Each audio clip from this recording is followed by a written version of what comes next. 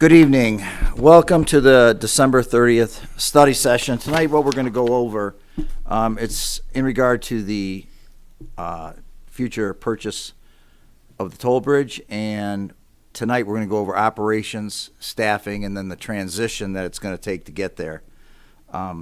Derek will go over a PowerPoint on the scope of services and the proposal timing, and then the board, obviously, after the PowerPoint, the board will have time to have any of their questions answered, and we'll go from there. And then what we're going to try to achieve tonight is what direction that we want Derek to go in for the RFP for this service.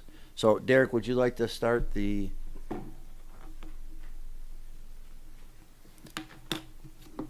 Thank you for the introduction. Also, thank you all for making yourselves available tonight. I know we're in between holidays and your schedules are probably tight, so thanks for making yourself available. And I'll try to go through this fairly quick.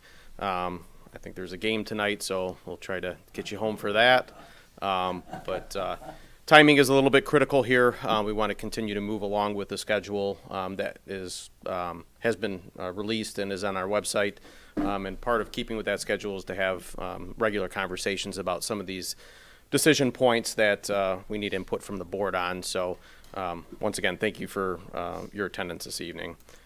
So as Joe had mentioned, the purpose of this meeting is to discuss the board's position on bridge operations with the intent of building into the RFP that was distributed to you, the draft RFP, your priorities. So I want to take some moments this evening to discuss if the priorities or the design that was included in the RFP, the draft RFP, is the priority, reflects the priorities of the board. And then obviously through our conversation tonight, whether or not we want to modify those parameters that are listed in the draft RFP to reflect more accurately what the board's desires are in operations. So if you all recall, in the purchase agreement, there is a provision that addresses operations immediately upon purchase. So the purchase agreement that we have with the Groseal Toll Bridge Company mandates that, and this should be a minimum, that we are to employ the current employees of the bridge company for a minimum of 90 days following purchase. That was built into that purchase agreement with the intent of ensuring that there was a transition plan, for operations. Also, with the knowledge that the Free Bridge would be closing sometime in March, that there was staffing available, trained staff available at the toll bridge to facilitate, the workload that would be occurring right around the purchase time. Yes? I'd like to stay on the horse with you, so to speak. What I see on my screen says a maximum of 90 days. It's a minimum, and actually Trustee Mills and I talked about this earlier. That was a mistake. It's a minimum of 90 days. Clerical error there. Clerical error, yes. So it's a minimum of 90 days, okay? So no less than 90 days, but no more than 90 days if the township chooses not to employ those individuals beyond 90 days.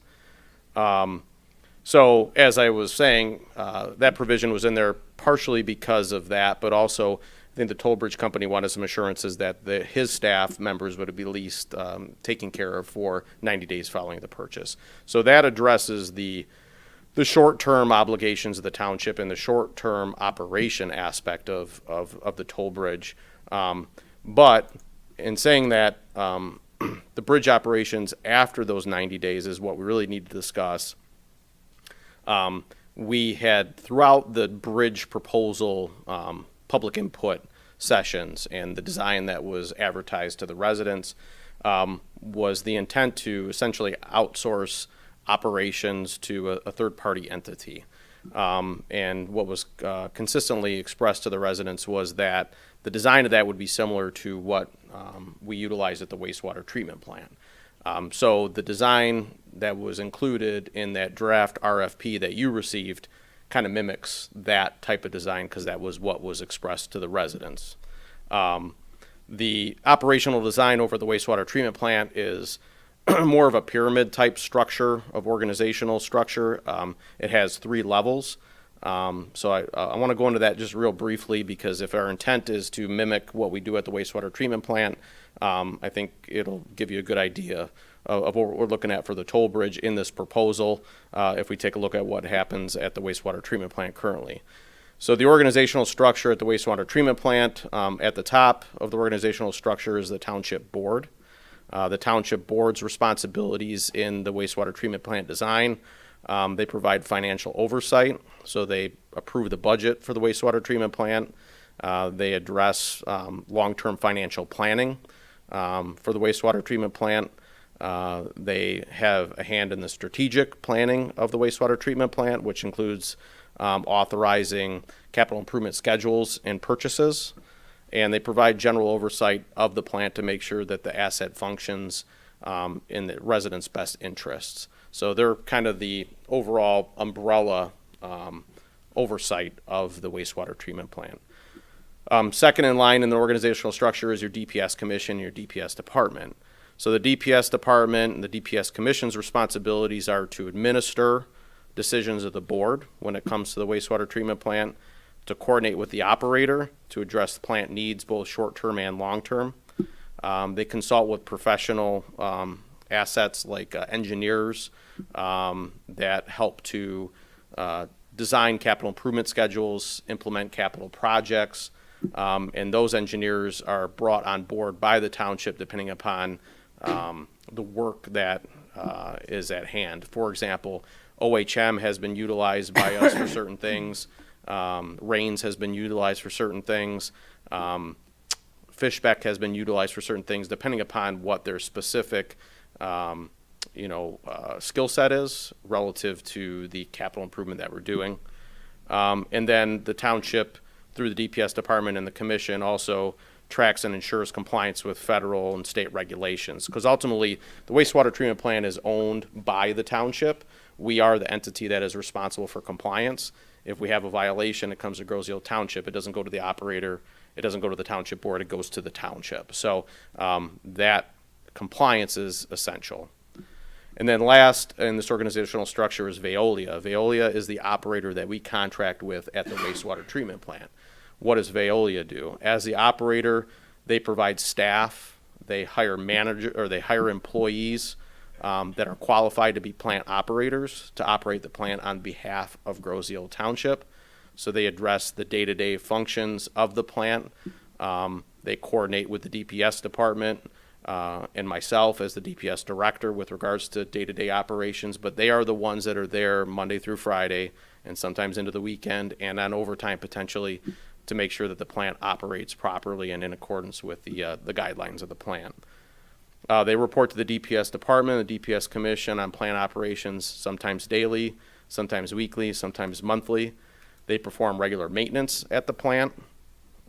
They coordinate with the DPS department on long-term and short-term capital needs. For example, if the operator, based upon their experience, are aware that this pump or that pump has a lifespan that has been exceeded or is nearing its end, when we develop budgets, we work with them to make sure that we're meeting what they know needs to be done at the plant from a financial and a capital standpoint. So they coordinate a lot of different things with the township. They also have input when it comes to compliance issues, operational issues.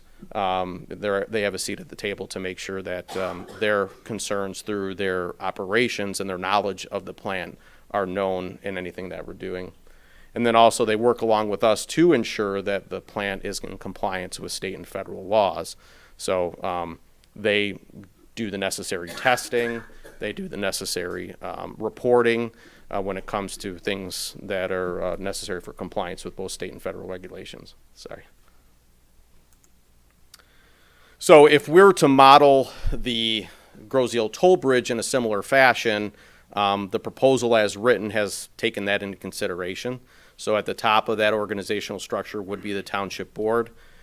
In that middle level, in this design, is a bridge authority, a commission or a committee, and the DPS department from a middle management type standpoint, similar to what we do at the wastewater treatment plant, and then you have an operator. That operator would be the firm entity that proposal is soliciting. They would provide the staff for the operations, maintenance, office work, things of that sort at the toll bridge. Not dissimilar at all from what the current staff is doing down there. Okay. A draft was provided that requests proposals for staffing and day-to-day operations. The design is a proven model. It's one that wastewater treatment plants utilize in this area and nationwide. And I don't mean to get hung up on wastewater treatment plants, but I'm referencing that because that was what was discussed with the residents. But also, wastewater treatment plants are very similar from the standpoint is they're a very large asset. They're infrastructure. They provide a public service. They have a large capital need. They have an operational expense. They operate as an enterprise, so we charge rates that help fund operations.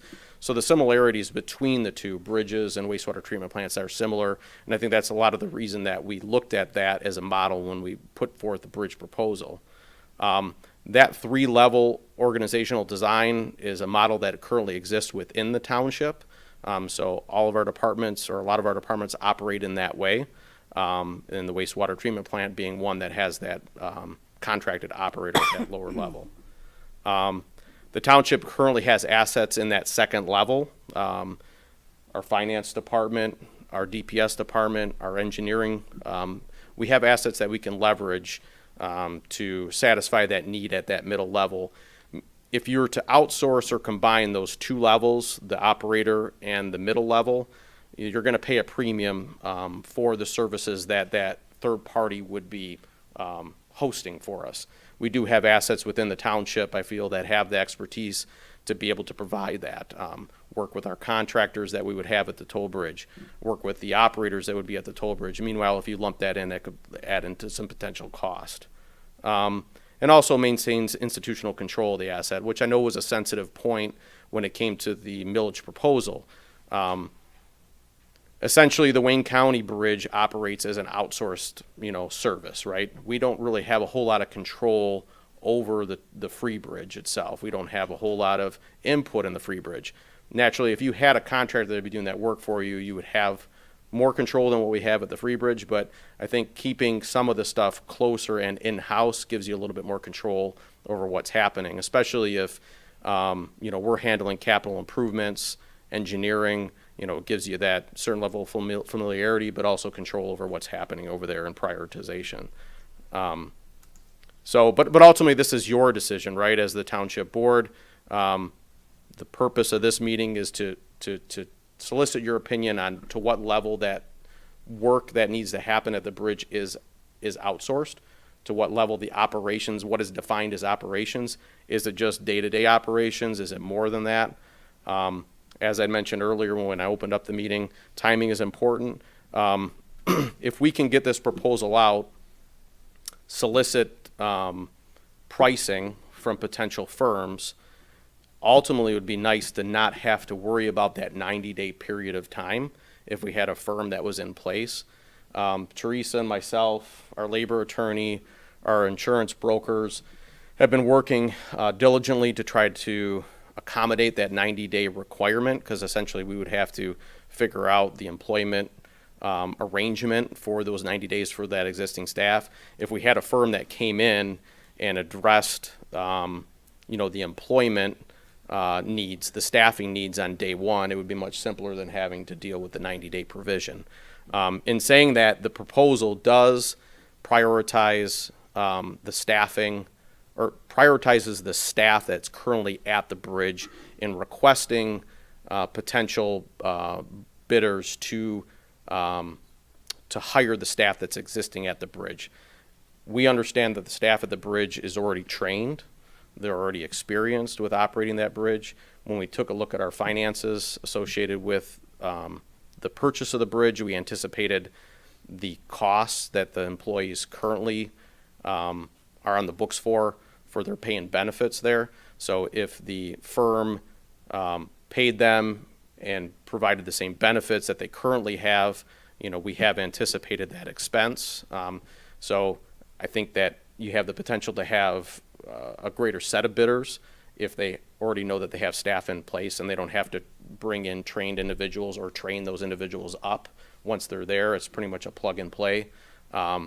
If you're buying a business, obviously the staff that's already there, I think, provides you certain benefits versus having to try to find brand new staff. So in saying that, there's also some provisions in there for cost reductions if you potentially hire different staff. So that hopefully has been reviewed by you folks. So in saying that, we are going to be talking about the commission and committee authority arrangement, that middle level, on January 9th. So that's really not the purpose of this conversation. That's for a later date.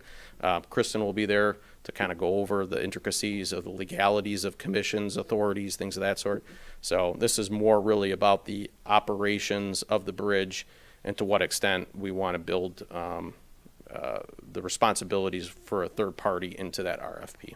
So I've said a lot that hopefully gives you some background on what we're looking at and what's in the proposal, and I'd like to hear what you have to say.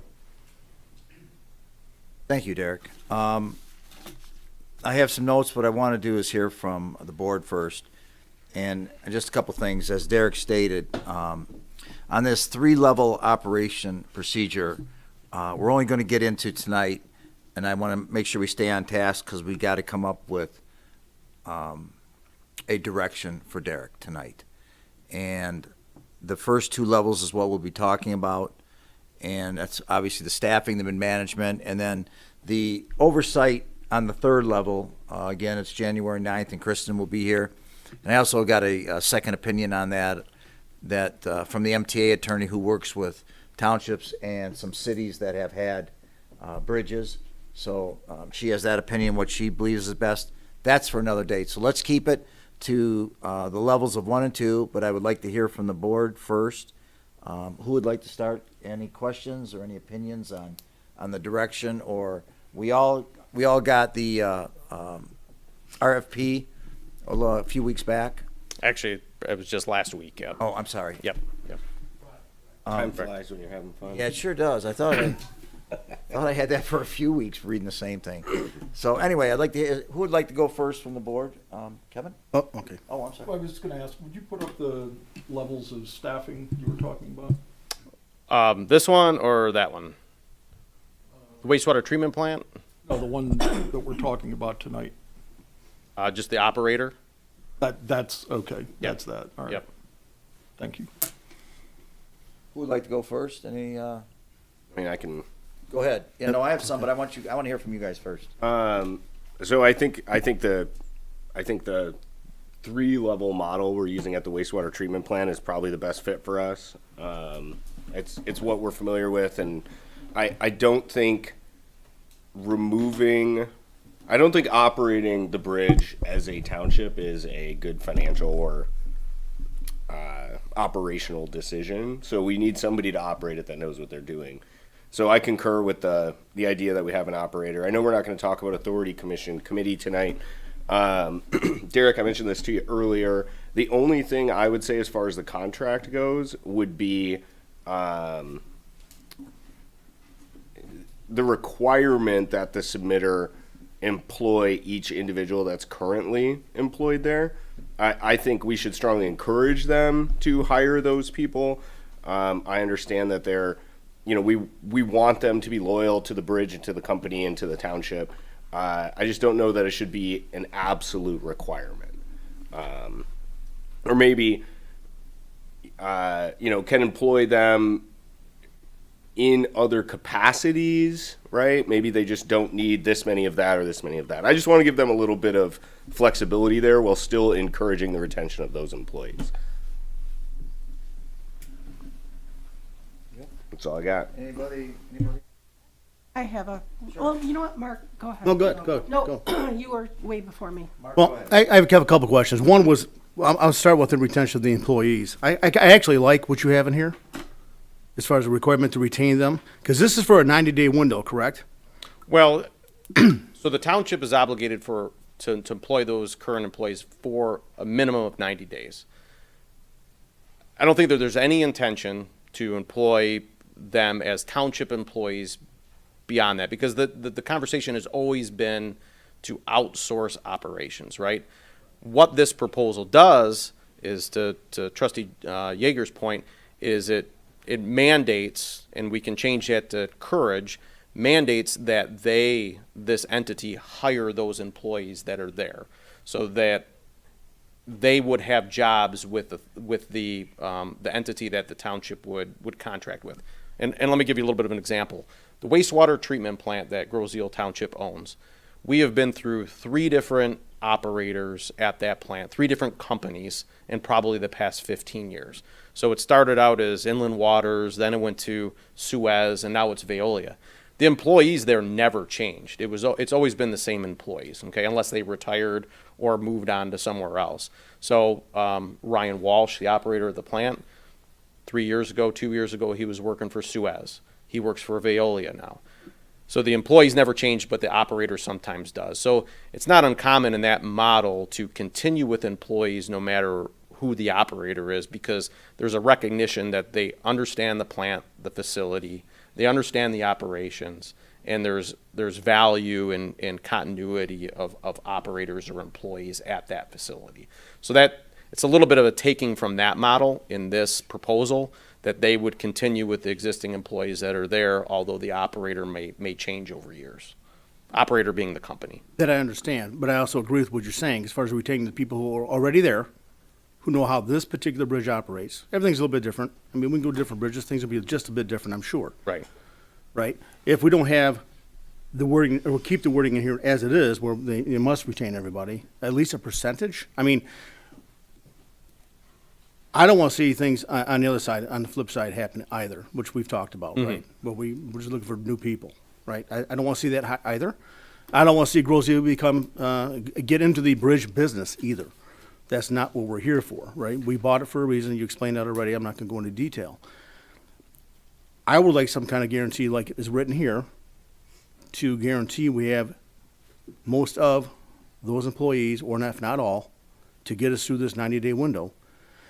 Establish ourselves with the new company coming in, whoever it may be, so they can see we have a well-established crew that we want to keep on board. As long as things are going well. We also have the option of changing things if we need to. Is that correct? Am I speaking out of line? When you say changing things as we need to, So if we have employees who aren't, whatever the case may be, not fit, whatever the case not is. performing, yeah, there's no guarantees like you have to keep them regardless of the situation, right? No, if they're underperforming employees, they obviously can move on. And that's later on in this proposal, which Right. I read, Yeah. right? But I'm talking about upfront for the first 90 days, because we're kind of in the business for 90 days. I mean, we're it.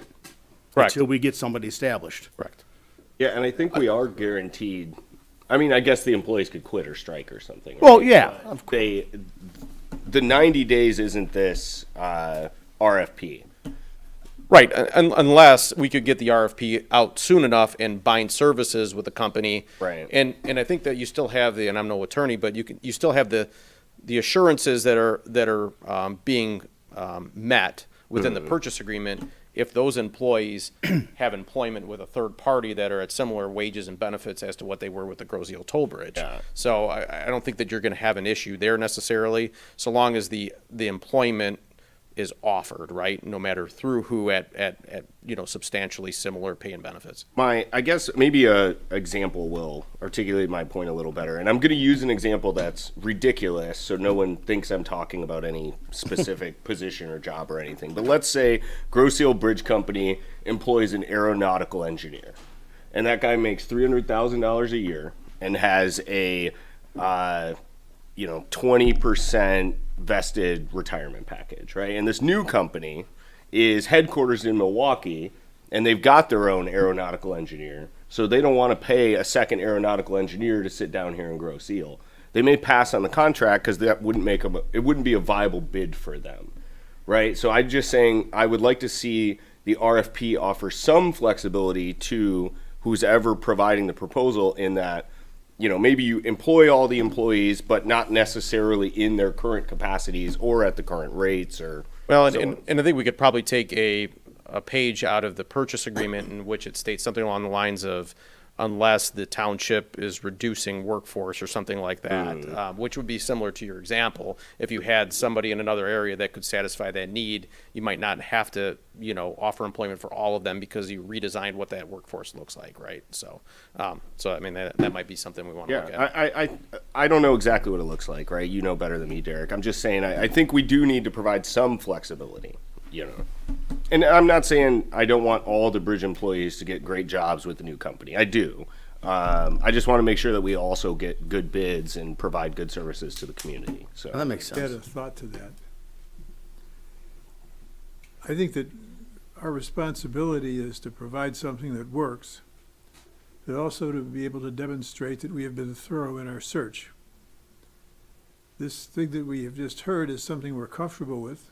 I'm not saying it's not a good structure or a good design, but if anybody asks what other alternatives were available, if we were in a position to say we investigated them, we would have had an ability to say we were more thorough. There's something to be said for that. Every situation is a little bit different, and I'm semi-famous in my own mind for saying the devil is in the details. And paying attention to those details, like the fact this is a marine operation here, and that puts you into different situations for some types of insurance, sometimes of interrelationships with Canada. Knowing those things and investigating them is important. I don't know the names of very many companies I would approach to do for us with our bridge, what Viola and Inland Waters and I forgot the third one that did for us. We have to be sure that we were thorough in our search for those. Some of those people might operate differently but have found certain strengths we're unaware of and would benefit from those new ideas to consider.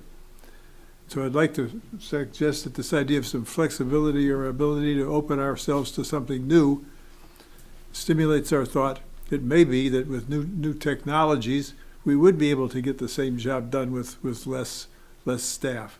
I'm not saying that's good or bad. I'm just saying that that's one point. Another one that was mean a lot to me is that in these types of structures, it's important that whoever administrates that middle level and perhaps the upper end of the bottom level is communicating with the staff who work there every day to keep them aware of what safe operating conditions are, to recognize signs of potential difficulty one way or another, and to report those and take care of them before they become major issues. That's an awareness issue. And I think that that's something that in the bid package should be brought to light. Yeah. I think a good summary is, the township is looking to focus on not doing the things that we're not familiar with, that we're not comfortable with, that we can't do efficiently, yet still doing the things that we are comfortable with, we can do efficiently, and we're accustomed to. And that's why I appreciate Teresa being here tonight, because, there are certain aspects to this operation that operate like a department within the township. Insurance coverages. We're going to use our insurance company that we insure all of our other assets with.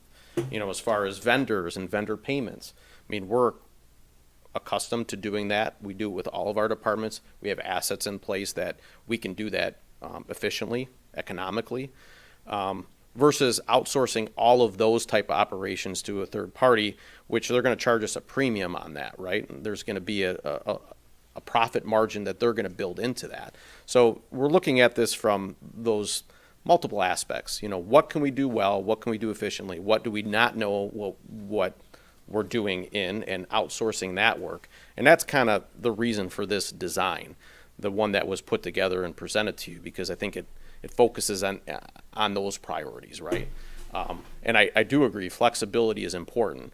We want to make sure that we don't hamstring, potential bidders with too restricted of a provision that, doesn't allow them to be flexible in their pricing to us. Because obviously we have to operate this as a business, right?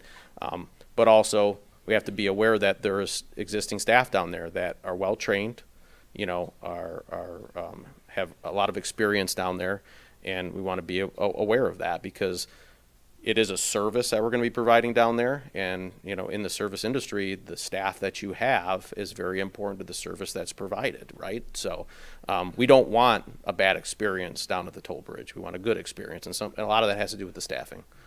You were speaking there, the thought occurred when I'd mentioned to you United Bridge Partners.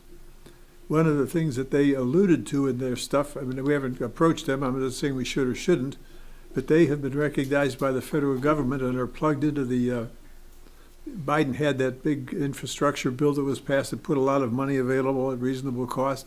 They have access to that. If we had to hook up on our bonds, we might save some money on bond interest. That's a whole different thing than what we've been talking about here. Nevertheless, in looking for new ideas, if we found that and it saved us money on bond interest over 30 years, it might be significant. Yeah, I think the goal when this goes out is to solicit proposals from the largest audience possible, right? Because the bidding process is for our benefit. The proposal process is for our benefit. We want to get as many proposals in so we have as much to consider as possible. So obviously, I know that name that company's been passed around, as far as a potential vendor. And definitely we'll go to them and say, hey, whatever this proposal ends up looking like, we would love to see a proposal from them on that.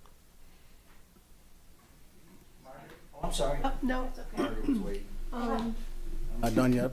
so, Sorry. I'm sorry, Margaret. So- Mark's not done. I'm sorry, I apologize, I wasn't done yet. Let me I'm sorry to finish both up. of you. No worries. So my comments were directed towards the next 90 days only, right? Right. That's what my comments were directed. I appreciate what Bill's saying, but I was directed towards the first 90 days of this. Well, we're running with it, right, until we get somebody in place. The next thing I wanted to ask about was, I understand the January 9th meeting is when we're going to talk about commissions, committees, so forth, so on. Not doing that before this, is that putting the cart before the horse? I'm trying to put everything together. Do we need this committee or commission in place to help with this decision? Or are we just, I want to make sure we're not, like I said earlier, putting the cart before the horse. Can you I just just Go answer ahead. him real quick? Absolutely. Mark, the only thing with that, and I understand what you're saying, but the township board is responsible for making that decision, not an authority and not a commission. So the township board has to put it in place, and then that's when we're going to get the authority for the oversight committee for the bridge. Understood. You're right. Is it putting the cart before the horse? I don't believe so, because we have to make the decision now or soon. Right, It's not like soon. we're going to hurry through this, but we still have to make it as the board, as opposed to the committee or whatever we pick as the oversight. Understood. I just don't know if they should have a weigh-in. That's where I was going with that. I understand that we're the final decision. 100% agree with that. Right. And I don't want to rush through it either. That's what part of my concern is. What did you? I'm done. Thank you. Sorry.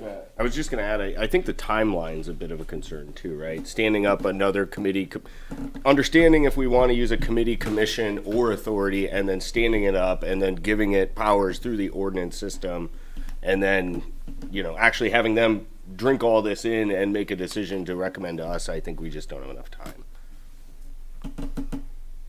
Margaret, you're up. so to get back to the 90 days really quick, just one of my questions is, have we reviewed what our liabilities are during those 90 days with the employees? Would we be providing them, are W-2s coming from us? How is that being handled? Yeah, that's a great question. Very, very, very good question. It is a bit of a challenge to address it properly, and we are working through that. We are working through the owner to make sure that we have a good understanding of what our obligations are, and we've brought in our professionals to make sure that our design is the best it can be to address those obligations. So to answer your question, yes, we're going through that. There is a bit more work left to be done, and we're reviewing different options to address it most efficiently. I guess that's all I can give you right now on that. Is it's a work in progress, and we're looking at all of the different ways to be able to address that. Okay, so then part 2 would be fast forward to, we have a company that's going to manage the staff. Is that company most likely, that's going to be separate from the company that's going to manage the bridge? Well, I think the company that manages the bridge operations is the same as the company that manages the bridge operators, right? Okay, so that you're not going to have a separate you know, staffing facility, staffing corporation handle staffing, and then a separate bridge operations, right? So similar to once again, the wastewater treatment plant, we contract with Veolia. We have a 3 or 5 year contract with them. They employ the staff. Those are Veolia employees. They're not employed by Grosse-Ile Township. We pay them a monthly amount, which covers all of their costs to operate the plant, right? So that would be the same deal for the bridge. It would be one company that would have the employees and operate it. So have we by chance, because I did a little investigation, have we by chance, and you guys might have already done this, talked with Bay City by chance? They just went through something similar. Their arrangement is a little bit different. And I don't know that, I don't think it could be ours, but I'm just curious if we had any conversations with I have them. not spoken with Bay City, but I am aware of their arrangement with United Partners, and in my understanding, United Partners would have been an entity that would have come in and potentially bought the bridge. Right, and that's how I read it also, because I think they lease to them. Yes. So the city has an obligation to provide infrastructure, right? And United Partners provides that obligation for them, and basically they've foregone the ability to generate revenue through Okay. they operate through. They're satisfying. It's like I wouldn't necessarily call it a public-private partnership, but it kind of is.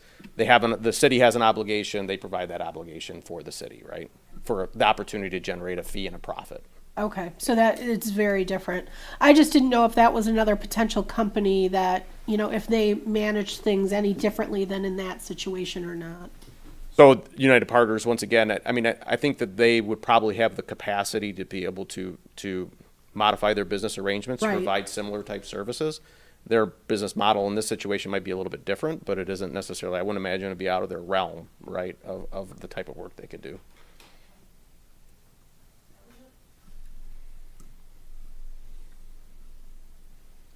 So my thoughts are kind of random on this. I'm just thinking it through. And normally, if I had a proposal before me in business, we would get some kind of spreadsheet that lays out all of our options, who would have the control in each of the organizational structures, what experience they have in terms of running a bridge, in terms of an entrepreneurial skill, what meets the timeline, whether it's an agency contract or a purchase service contract, benchmarking. We might not have any privately owned bridges in Michigan, but if not, we probably have them in some other states. What would they tell us to watch out for? You know, what have they seen? What do they recommend? Liabilities, right? Any kind of risks that you see in those different structures. Which ones are considered the highest cost options? Which ones, you know, you would see the lowest, mid-grade, and then the highest cost option. Which ones meet our contractual requirement to keep those benefits and the compensation in place for 90 days? Which one is going to be an issue and keep us out of politics? Because the first time we have to increase the toll prices, right? Because we need it to upgrade the bridge or whatever it may be. That's really difficult for a local board to do. In terms of how this would work, and Margaret kind of got into it a little bit, it looks like right now we're doing an RFQ for the staffing, Correct. but then later on, I think it would be one for purchase services, where they're kind of running it all, and they have the staffing. I don't built think so. into I think we're getting confused here. The proposal you see before you right now was just for staffing. Right. You know, you still maintain that departmental type control here at the township. So, you know, we're still having oversight of this as a department. Just once again, just like the wastewater treatment plant, we have an operator that operates the plant for a fee, right? They're still beholden to us, and we still have say so in what happens at the plant. But go to the agreement level. Uh-huh. So you have staffing there, right? Are they township employees or are they agency employees? In this proposal? No, with the wastewater. What do you have there? No, they're agency employees. They're not Okay. township employees. And then the management company that goes in there and manages the day-to-day, is that a separate agreement? No, it is not. No, So it's one agreement. one agreement. So yeah. that sounds more like a purchase service agreement. It's purchases, we're purchasing their services, yes. And those services include their staff. Correct. Okay, so it sounds to me like what you're looking at doing in this to meet the timing, because remember, whoever we do or whatever form we use, they need a lot of lead time to get this up and running. So it sounds to me almost like we're gonna do an RFQ with a staffing agency, like the old term, this will make me sound old, but Kelly Services, right? For the staffing, right? And then later, we're gonna do maybe a purchase service agreement that says, hey, you're gonna run this for us, you're gonna have the staffing, and you're gonna do all of that. Yeah, I don't think that that's the intent with this. The intent is to have one proposal for services, not necessarily just for staffing, because I think that there's a bit more involved with the toll bridge rather than just a staffing that a staffing agency can provide. Right. The entity that's providing services is going to need to be able to flex staff, though, so they are going to have staff that they can bring to that bridge, which is a provision that's in there, and have to prove to us that they can do that. For example, when the Free Bridge closes, we've been told that the staff almost doubles up at the toll bridge to be able to satisfy the additional workload. So they're going to need to prove that having that capability to us, but I don't think we're solely looking at just a staffing company, right? So if we're looking at actually doing the purchase of a bridge, was it mid-February to, Yes, mid-February, beginning of March, something like that. okay, so that's not a lot of time, Not, right? right? And so by that time, if, depending on what structure we go with, we need to be up and running, have the agreement, say which bid we're accepting, have them go out, work up agreements with the employees, but more importantly, understand all the state and federal requirements on that bridge and everything else, all within a month and a half to 2 months. That would be the ideal situation, but the provision that's in the contract to employ those existing employees for 90 days as Township, under the Township, provides us the latitude to be able to work within this, right, proposal structure. Did it say under the Township, or did it say to basically mirror the benefits, to give them, It's to mirror the benefits and the pay that they currently have, yes. right, so they Yeah. don't care who's paying them, but make sure you give them those benefits and that pay. Right,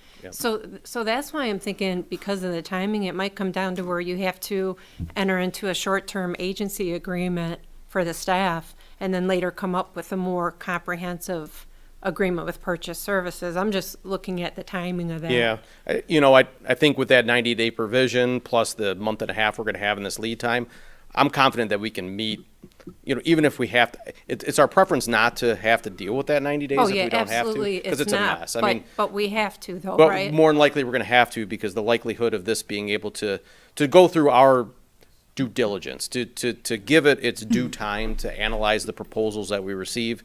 Right. It's probably gonna be that's gonna be And the their case. time to prepare the proposals, right? Exactly. So, more than likely, we're gonna get into that 90 days, and I'd prefer, if at all possible, to do one proposal for services rather than a staffing proposal and then a different proposal. Just one other thing to throw into it. So I just off the top of my head, I think you are going to go into a short-term agency agreement, and I think it's going to be very expensive because they have overhead to prepare that proposal and to get it up and running, and we're probably only going to need it for a short period of time, which means we're going to pay them a premium for their time. Yeah, and to keep do in that. mind, it's a minimum of 90 days. It's not a maximum 90 days like that slide said. So, if the current employee arrangement goes to 120 days, it goes to 120 days. If it goes to 160 days or whatever, it goes to 160 days.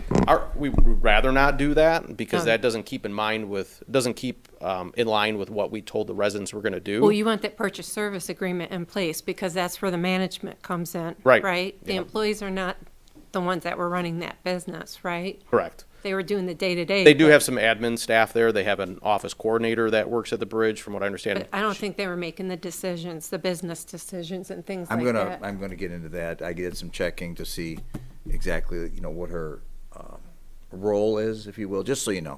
So Joe, I think my biggest thing would be to give us all three proposals with those kind of things we just discussed, so that we know how it applies to each one of those. What does this do to the timeline? What does this do to the cost? What does this do to the liability and risk? Yeah, and some of that stuff we don't have quite yet. The employment costs, we're still working on that for the 90-day period of time. No, but going through an agency is more expensive than Oh, going through absolutely. the township, right? Absolutely. So Yes, you can much more. say the At least lowest 15. cost. Yeah, it's the lowest cost option, mid cost, highest cost option, and just start to put some bookends on there so that we know. Okay. I think you're referring to hiring them as township employees? No, what I'm saying is normally, whenever I've looked at something like this, and Margaret probably knows too, just more laying it out and saying, okay, here's 3 different structures, 3 different ways we could lay it out. Under these 3 different structures. Like a here's- decision matrix, I think is. Course what- of action yeah. matrix? Yeah, Okay. yeah. So like, let's say I'm building a car and I have 6 options for something very specific. I have A, B, C, D, E, and one of them is a prime. But under each one of them, you're gonna put, like, what Mickey's trying to explain, I think, and I totally align to this, but I think this is if we have the perfect world of what you're explaining, Derek. So you send these RFQs, RFPs out, and let's say we have 4 different companies that are bidding, and they're good with this. On the left-hand side, you want to see exactly what Mickey's saying.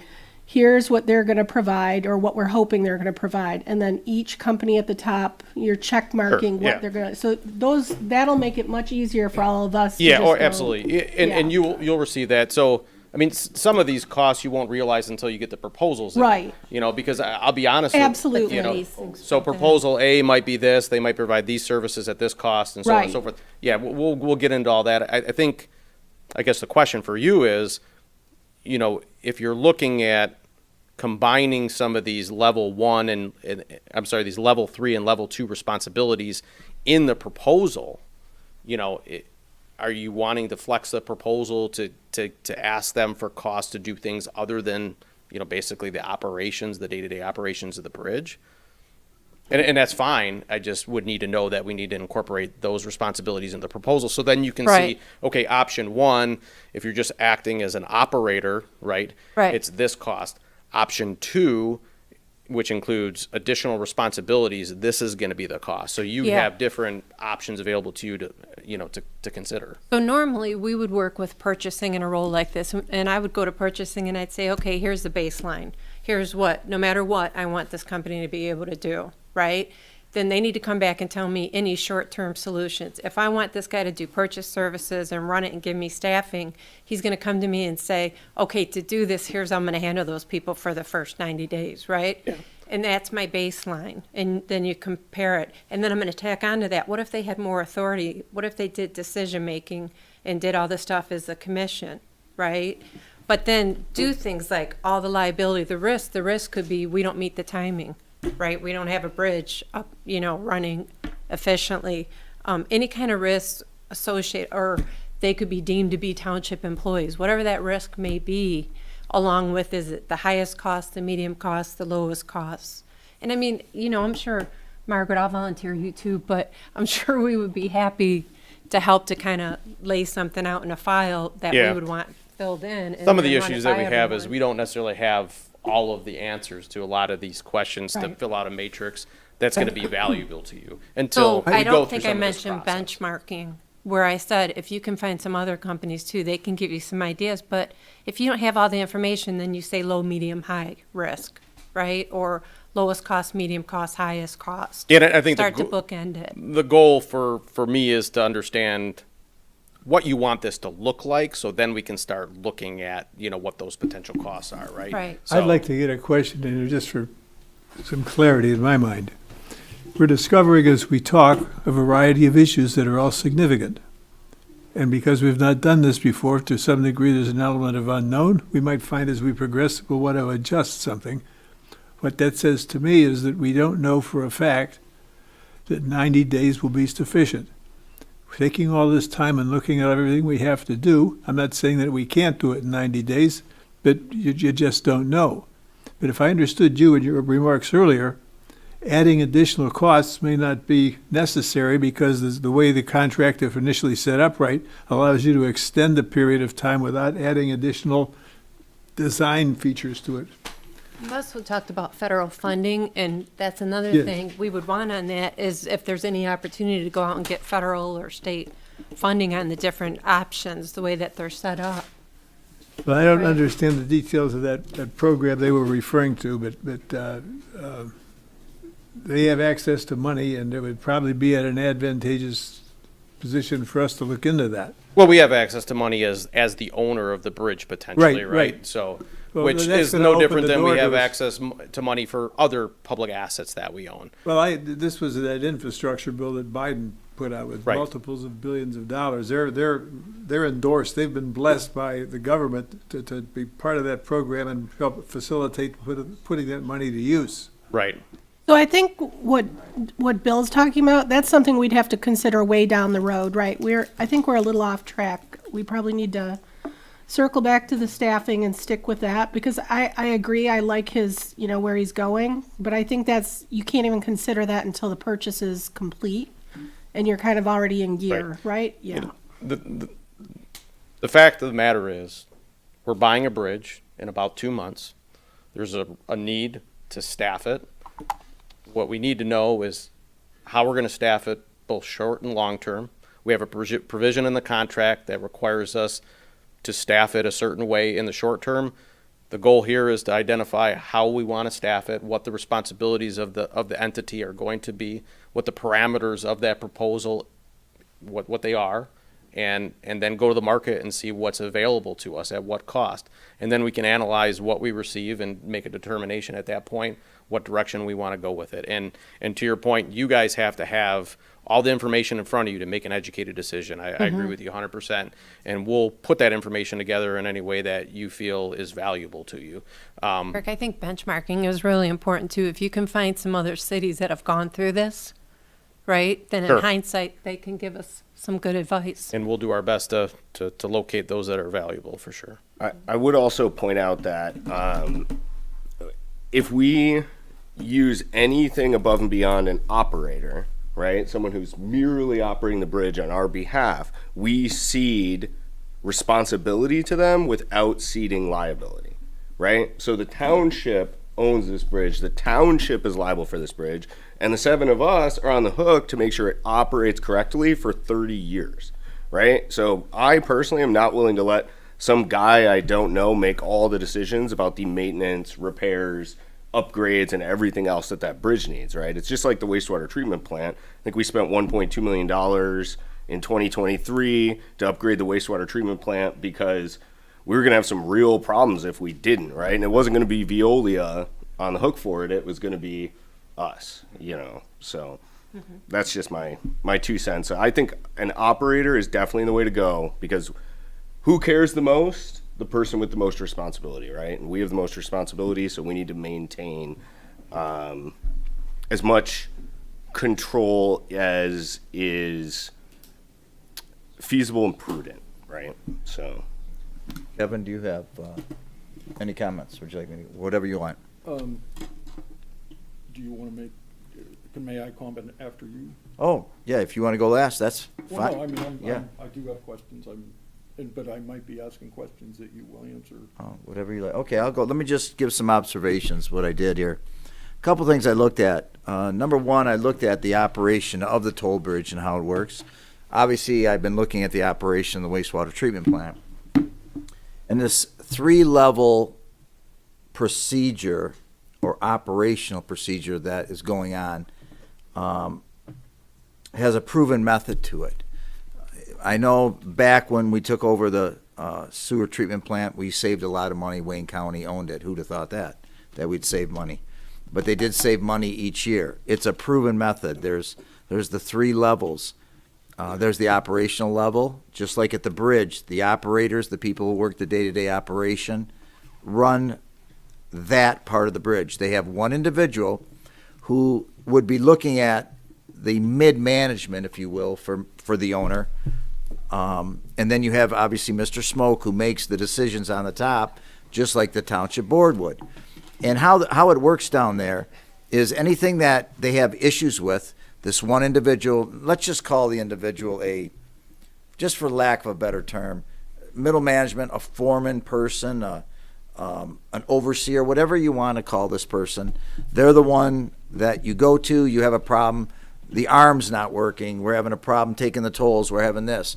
That individual wants to stay, obviously, and we would like this person to stay. And that would be the mid person. Anything where it costs money is a phone call. Now we know, I mean, Mr. Smoke isn't going to mind me saying this because geographically, he's in another state most of the time now. And that's a beautiful thing. And that's why he wants to go to that state and stay. So that is the same setup as our treatment plant here, where you have the operation people. And then Derek, being the head of the DPS also, is that middle management where they contact Derek with any issues if there's an emergency fix that has to happen. And then they also have, you see in the middle here that we brought up, the commission. In this case, it is a commission DPS. They handle budgets. They handle the yearly budgets. They handle some very large purchases, if you will. I think the DPS, I mean, the money flows through there greater than any part of, I think we can all agree with that. And when I look at that, it's a proven method. It works, and it works real well. And the township board then has a say-so of anything major. Now let's put that into this bridge issue. The operator and the staffing is the first part. The second part is the individual that has the authority to take any complaints, any problems with the bridge, anything like that. And then someone like Derek, unfortunately, you're going to have more work put on you, is in that second level also. So we're going to have a contact person. If this runs correctly and it's aligned or the same type of setup as we have at the wastewater treatment plant, the next step in line would be Derek, because then this individual would call Derek and say, you know, we have a problem with such and such. We need this vendor. Derek has the list of all the vendors. He's going to have to learn them. We also said another person can help him out on this. I'll get into that later. But then the township board has oversight over everything. I just believe that we need something in place that is a proven method. Now, we are not, I'm not going to say we're not business people, but the township, we don't own businesses. That's not what we do. We have professionals and consultants that help us every step of the way. If I need an attorney, we have one. If I need an engineer, I have one. I don't go measure things myself being the township supervisor. That's what this is about. And it's the same setup here. And I just believe that because this is a proven method, and not that going outside and getting a management firm to do the second step is about 15 to 20% more cost to us than what it would be. I just believe that this setup that we have, it would be congruent to the setup at the water treatment plant. I just believe would be the way to go right now. Now, you all bring up good points. Bill, Mickey, Margaret, Jameson, and we're going to hear from Kevin, but Mark also, you bring up very good points about what we need to do, but some of those points, I believe in. Derek, if you feel different, please tell me, because we have to work on this together, and we're doing this all as a team. I think that we need to do something in the first step before we can advance to that next step. I think we have to have this in place. And I just feel that all those were very good points, but we do have to have this in place. I believe this is a proven method. I would like to see this happen, how the example was for the RFP or RFQ, whichever you like on that, and that we move forward. And again, this isn't unfortunately, but the timing, we do have to move. We have to move appropriately. We have to move with the facts we have in front of us, and we have to do our due diligence. None of us want to fail here. And I think that this way that it's set up, what Derek's talking about, in the example that we got first, would be the proper way to go. Now, I know there's some tweaking, if you will. There's some additions, and Mickey even brought up a few, maybe in the RFP or. So that's what I feel. That's what I feel on this. And when I looked at how Paul, I'm sorry, I mean, I just know Paul very well.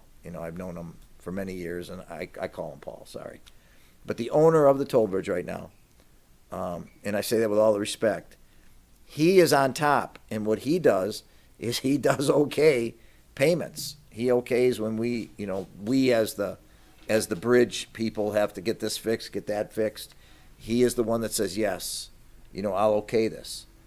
And it's kind of the same setup, and that middle individual working with Derek, I think, can work very well, because this individual has been running that bridge it's been some years. And again, I know Paul doesn't have a problem with us saying, Paul is in his different home in another state a lot of the time, and he has very good workers there. And this one individual has been running the operational part of that bridge for some years now. And this is an individual I'd want to keep on, obviously, and the employees are very good down there. That business is run very well. I mean, he has a very good running business, and I would like to emulate that. So that's my points and my comments on this. Kevin, go ahead. Why don't you? Couple questions. When I went back and watched the meetings and the three meetings that you got. Public question and answer sessions. The public question and answer sessions, the three of them, I went back and watched, and what initially was said was the previous supervisor said that we would not be in the business of running a bridge. And that was said at every meeting. And the public that I heard reiterated that they did not want the township to be in the bridge business, running a bridge. You mentioned the wastewater treatment plant model. And I don't think the average person in the township understands what the wastewater management plan, or how that is run. So I think that the average person that listened to that heard, we are not going to be in the bridge business. And I think there are risks to being in the bridge business. So over the last 2 years that the previous board hired hundreds of thousands of dollars of experts to talk about the bridge, what I would like to know is, did anybody ask them for their suggestions on the best way to run the bridge, manage the bridge, to reduce the amount of risk that the township would have? Anybody discuss that with that group? I think so, and I think some of that will be covered on that January 9th meeting. I think there were some suggestions made with regards to like the oversight, the decision-making authority, where that resides with the bridge operations. And that's where the authority idea came up, that, hey, it makes the most amount of sense to have an authority. And design an authority and get it approved by the state of Michigan so that it has specific regulations on what that oversight looks like. So I think that was the majority of the conversation. Go ahead. I'm sorry. And since the first meeting we had, the first public meeting, we've now come to, our attorney said it might be, the authority might not be the best way to go for us to have input into running the bridge. I don't know that she said that. Well, who said? Somebody said that. That was my second opinion that I got Okay. from an attorney that has handled. But I'll make a comment on when you're done with that. I want to comment on what he's saying, so I think Right, and I think that'll that clear that up. I think that conversation needs to be had with the board. You guys need to have a conversation. You need to have an opportunity to be able to hear the pluses and minuses for each design, as far as the oversight of the bridge is concerned. And that conversation we need to have yet, so that Okay. you can hear from those professionals and then make an educated decision on what direction you want to go with it. Okay. I think, just to elaborate a little bit more on the point of operations, I think throughout the review of the purchase, looking at the finances, consideration of a design, I think the goal was always to try to mimic exactly, or as close to what his operations are down there. Maintain the same amount of staffing, maintain the same type of operations. I think that the term used was the only thing that we want to really change down there is the name on the tax bill, or lack thereof, right? The name of the owner of that structure. So that's where the idea of, hiring a company to staff it, right? And then try to pull ourselves away as much as we can from the actual, making it a township, facility. Just keep it, keep that outsourced, keep the operations maybe to an authority. Just try to keep ourselves distanced from that as much as we possibly can. But the reality of it is there is still going to be ownership responsibility, right? We're the ones that are on the deed. We're the ones that are responsible to meet federal requirements and state requirements. So there is a bit of relationship that we can't avoid because of that ownership.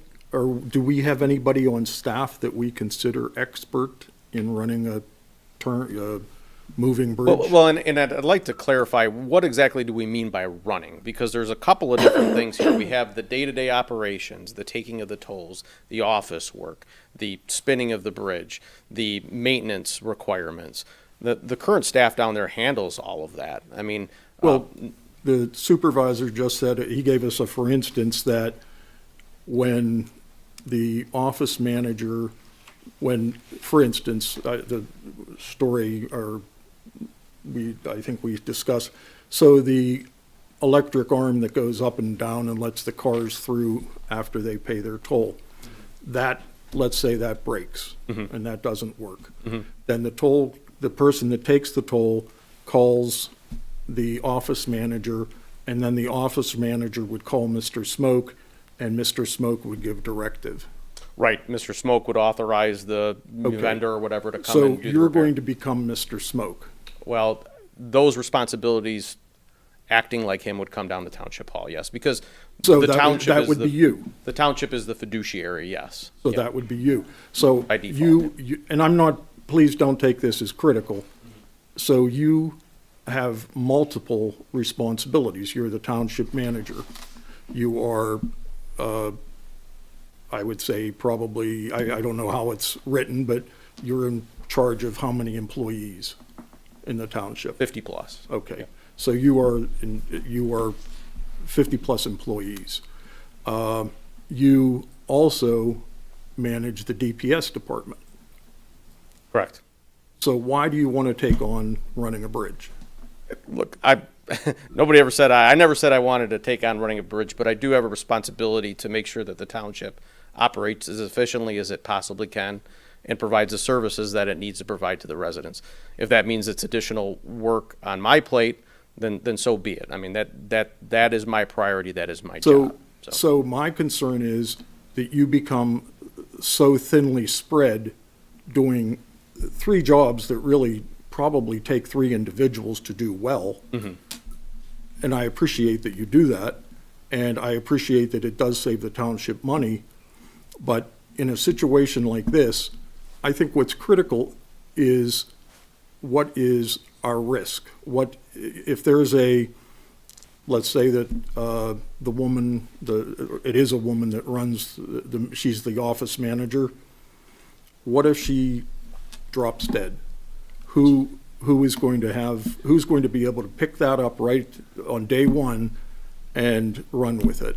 I don't think there's anybody in our township that knows how to do that. No, and And she- Mr. Smoke is not going to be available, I understand, to answer these questions. And she would be an employee of the company that would be hired to run, the day-to-day. So we have a plant operator at the wastewater treatment plant. His name is Ryan Walsh. He holds certain certifications that are required by the state to operate a plant. If Ryan, for some reason, takes a job somewhere else, it's Veolia's responsibility to provide a staff member or provide a personnel that fulfills that role that Ryan was fulfilling. That's under contract with us, that they are required to provide that. So in your scenario, my expectation would be that company would provide a staff member, train them up, and make sure that they could fulfill that role. So when back to where are we delineating what your responsibilities would be versus what a quote-unquote staffing company? A staffing company, to me, sounds like a company that staffs, but it doesn't sound like a company that runs a bridge. Right. So we had talked about not running a bridge. So it sounds to me like we are in this place where we're not, these people are not quite hired by us, they're not quite our employees, but we're not quite, we are running a bridge. And most of- You are making decisions Right. possibly on a daily basis about the bridge. The delineation really is when it comes to fiduciary responsibility. So, same with the wastewater treatment plant. When it comes to an expenditure of funds that has to comply with township policy and has to potentially come to the board or come to a commission or come to an authority, that's where the responsibility comes in from a township standpoint, similar to the wastewater treatment plant. If they want to spend $10,000 because they have an emergency repair down there, that has to come to me to authorize that. And I have to make sure that it follows the necessary procedures. That would be a similar arrangement down at the toll bridge, right? It would be, hey, this is the situation that requires your attention if it has a financial component to it.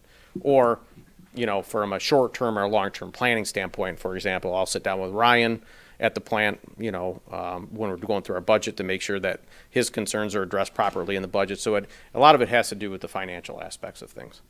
If I can, hold on a second, I need to comment on this a second. I want to make sure I'm clear on this. I think none of us can get in the head of the last supervisor and understand what he said about we're not going to be in the business of running a bridge. We're going to be owning a bridge, and we are in the business of running a bridge because we do have a fiduciary responsibility. We have the decision-making that we're going to have to do by not only statute, but what's in the best interest of Groseal Township. With that said, though, Kevin, I think that when he said running a bridge too, part of it meant, because I heard him say this, that we're not going to take them on as employees. We are going to have a staffing company. Now there's this middle area that's a little bit confusing then. The middle area is the area that they have a point person down there that she does run the bridge. There isn't a doubt about it. She makes middle management decisions. There is no doubt. She handles that. And anything that has to do with money, again, Paul gets a phone call. And that is the same as you get the phone call and then it comes to the township board by policy. If it's over a certain amount, we have to vote on certain things and go from there.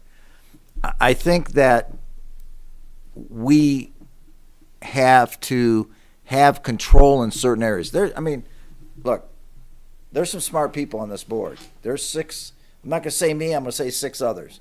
Some very intelligent people on this board. That's why I believe if you're a manager at IBM, you can become a manager at GM. I mean, there's CEOs that moved from corporations that have nothing to do with the next one and did phenomenal jobs. Managing is managing. I'm not just saying anybody can manage a bridge. That is not my point. But my point is the staffing will be the workers. We get a very capable person in that middle to work with Derek. And obviously, are we going to be learning? Absolutely. And do we need to get Derek possibly some help? Maybe so. And we've already talked about that from within the township. So I think that the question is we're not in the business of running a bridge. Well, we're owning the bridge. We're going to get the keys of the house in another month or so.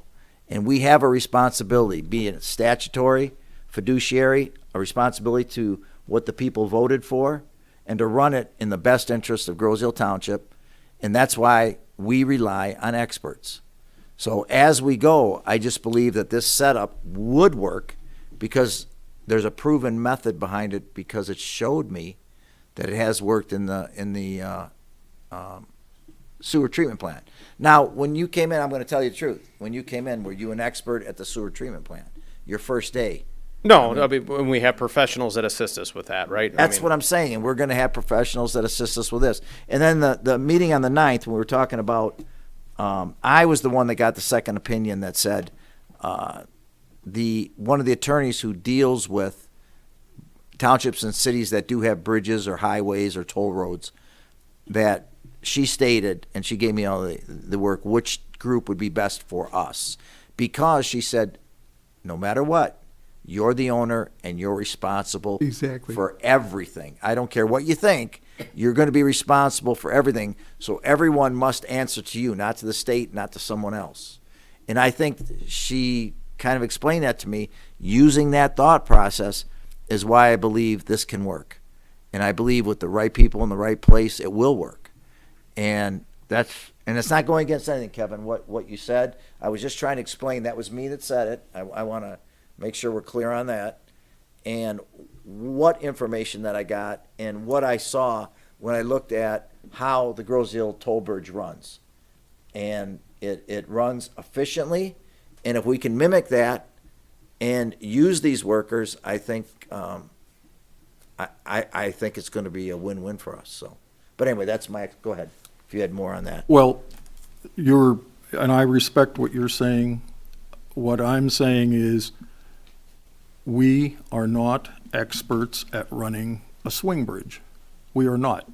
And when the township took over the sewage plant, it was a running sewage plant run by the county. So a lot of the management was already in place.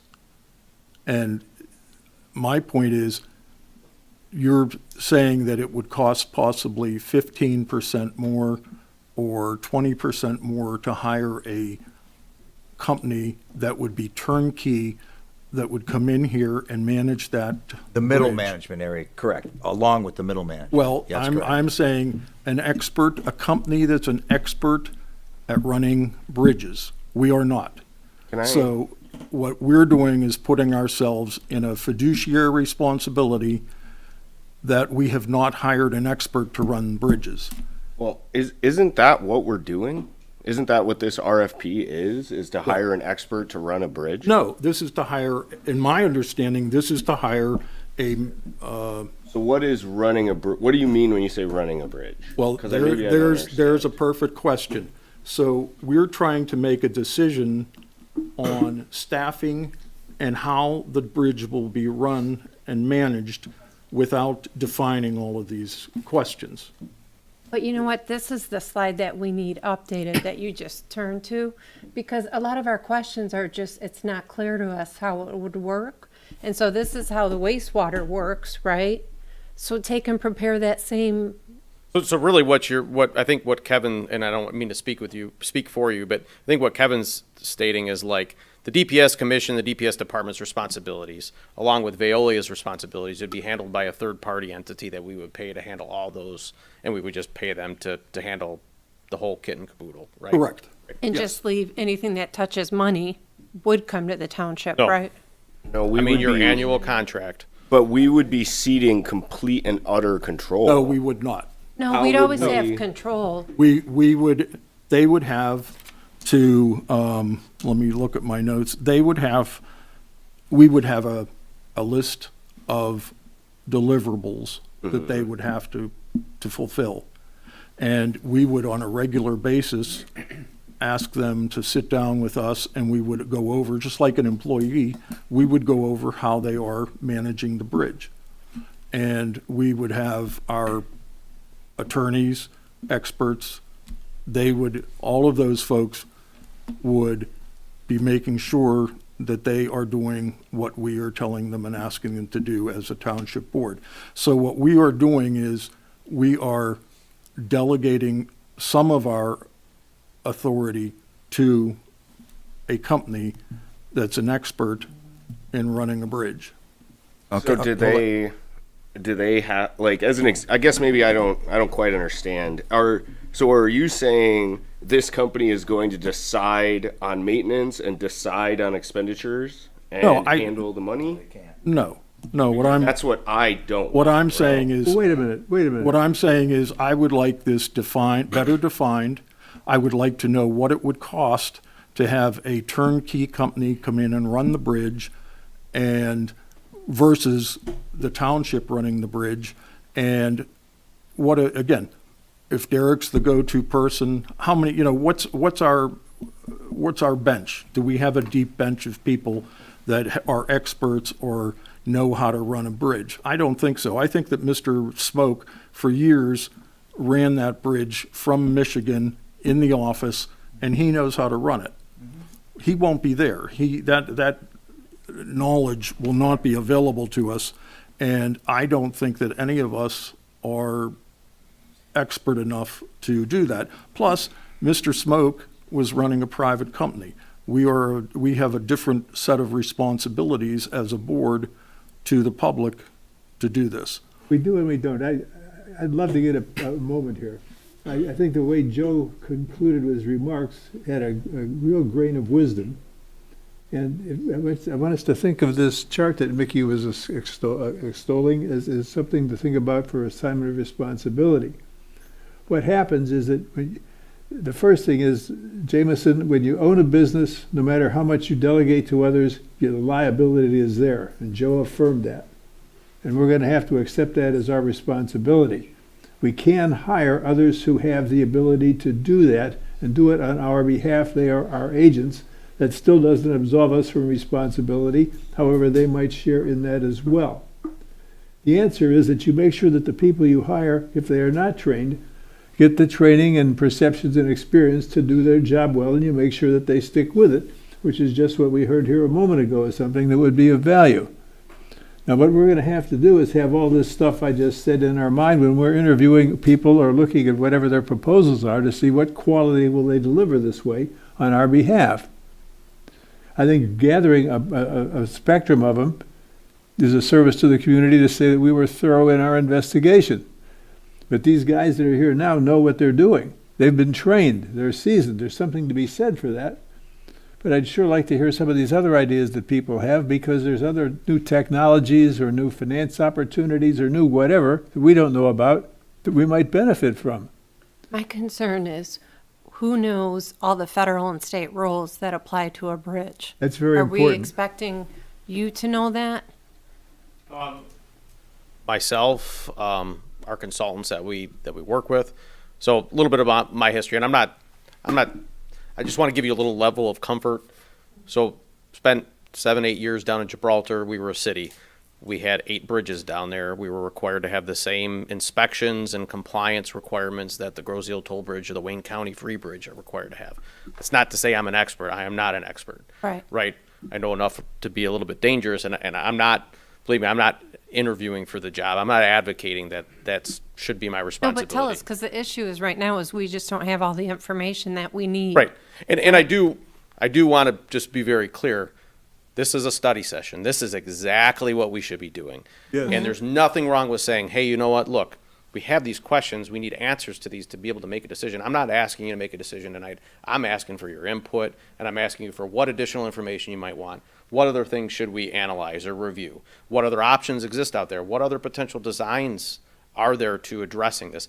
I wouldn't be doing my job if I wasn't making you aware of an issue that we need to solve, but I just need your input, and that's what this is all about. So in saying that, these are all great comments, and these are all great questions, and we can come back and reevaluate with some more answers to some of these issues. But to your question about federal standards, there are inspection requirements that we have to maintain on certain schedules. You bring an engineer in, they set that schedule for you. You have to budget for those inspections. When those inspections turn up certain deficiencies, you have to correct those deficiencies. All that's federally and state required, okay?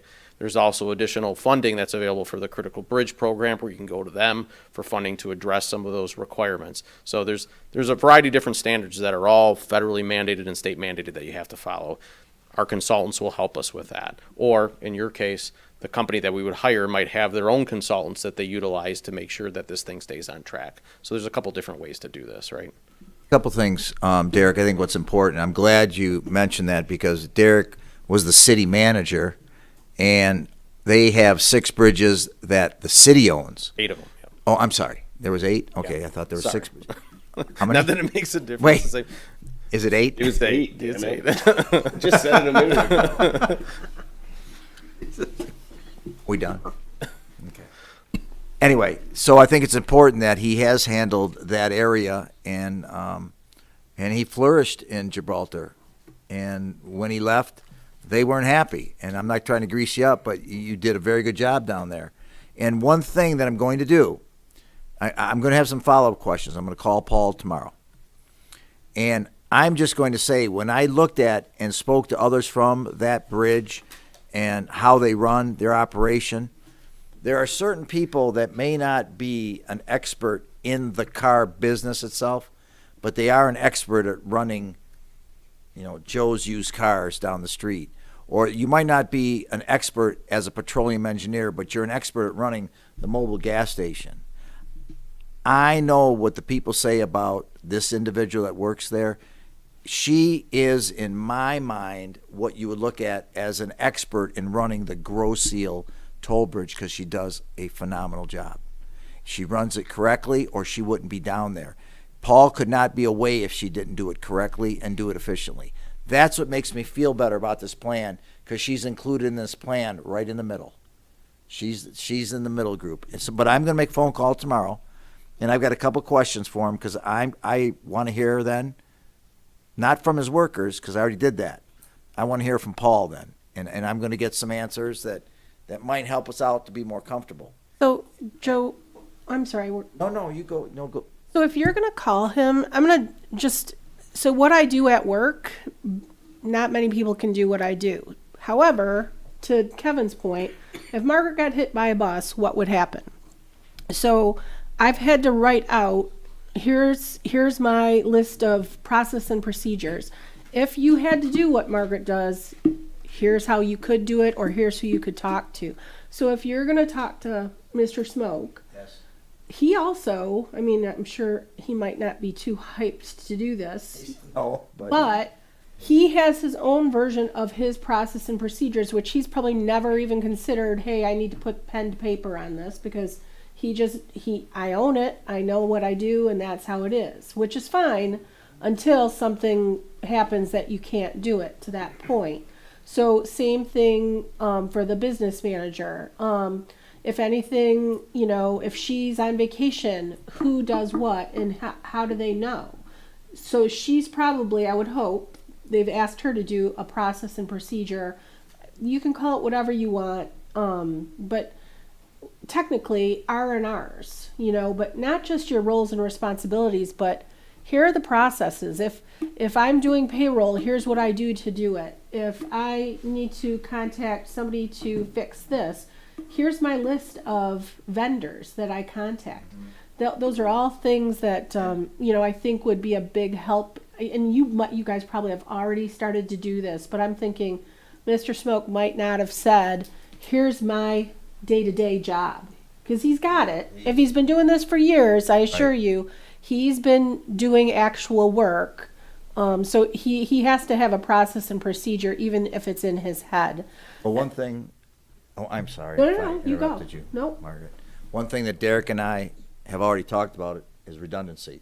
I was big on redundancy, and I know this is, people don't want to hear about what you used to do, but in the police department, we had to have redundancy. We had this IT guy that we called him a computer genius, but you know what? If he got hit by the bus tomorrow, I had to have somebody. So we had all the passcodes, we had everything we could do, and a second person start training to do in case he wasn't there. Right. I had that if I got hit by the bus. We had a person that could take right over in that seat, and that is big. Derek and I have already talked about that with this. So one question that I'm going to have, because she has been trained and she is actually running the day-to-day operation, is there redundancy already in his program? That's one of the things that I'm going to talk about with him. And Derek and I, as I stated, when we sat down and talked about this, we both agreed that redundancy is important, but redundancy can't get in place until you have the original program in place. And that was important. So maybe that helps what you're saying, but that's going to be part in there. Not just what does she have it written down. Is there somebody that if she left tomorrow has been at least somewhat trained in that area? Yeah. And just to add on to that, to address, I think, your point about, vendors and who they utilize.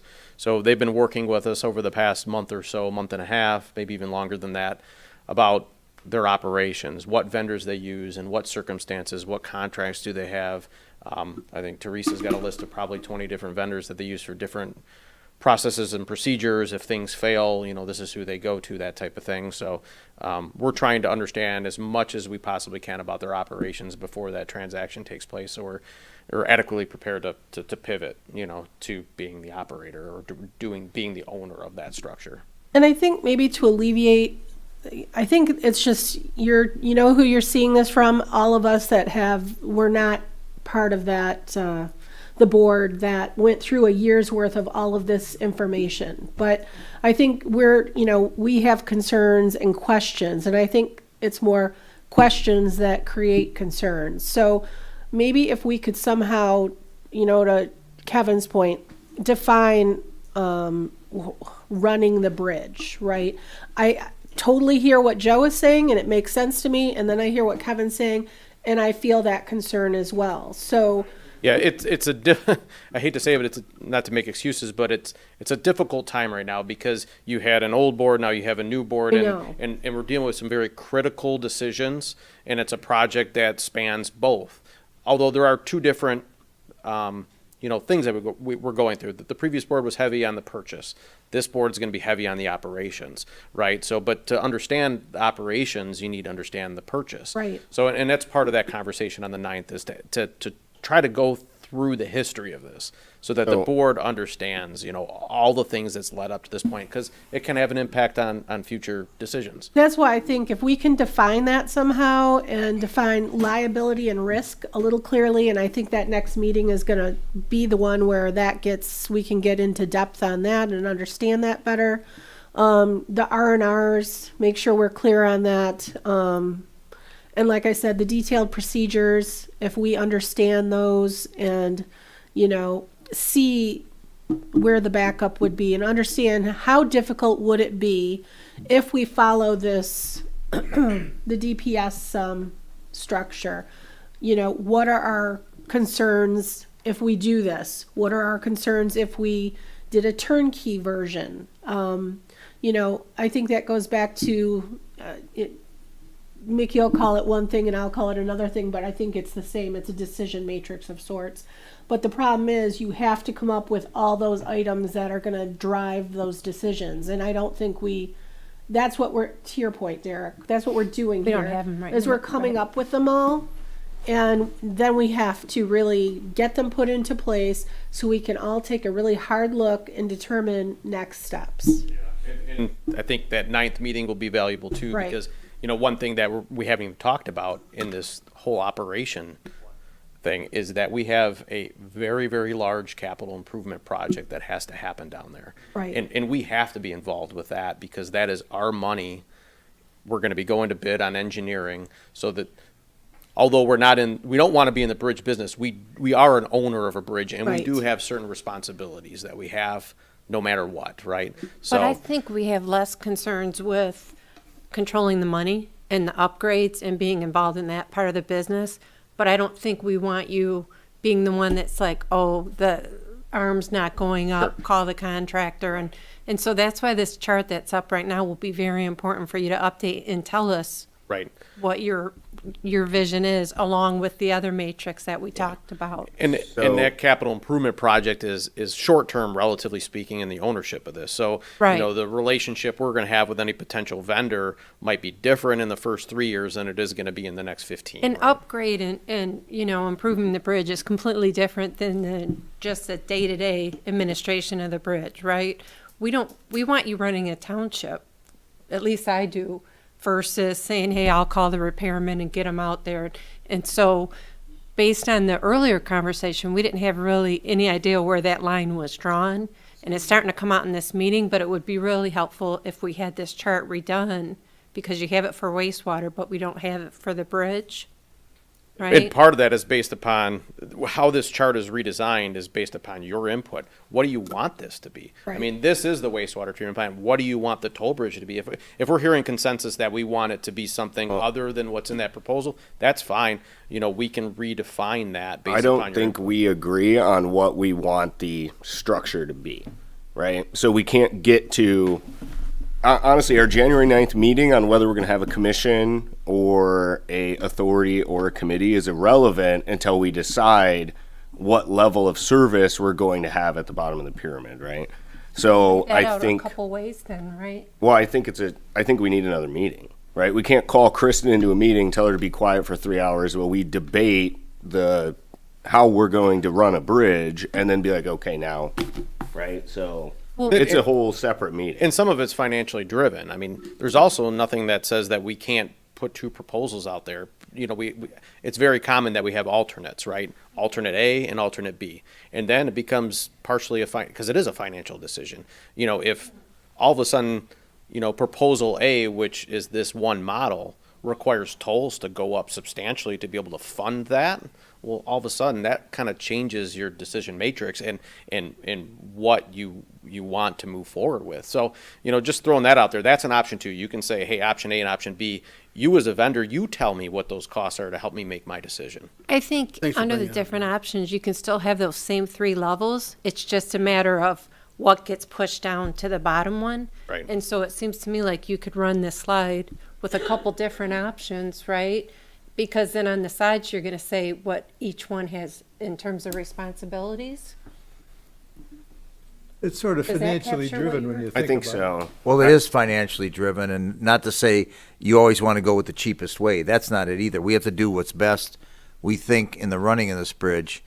And I just one last comment from me is that when I talk about that proven method, and I do want to have the control, and I know it sounds maybe a little different, but I want to have the control in the middle section, not only at the township board level, but someone that we have in the middle. And again, Derek and I talked about that, and he is willing to take on that position.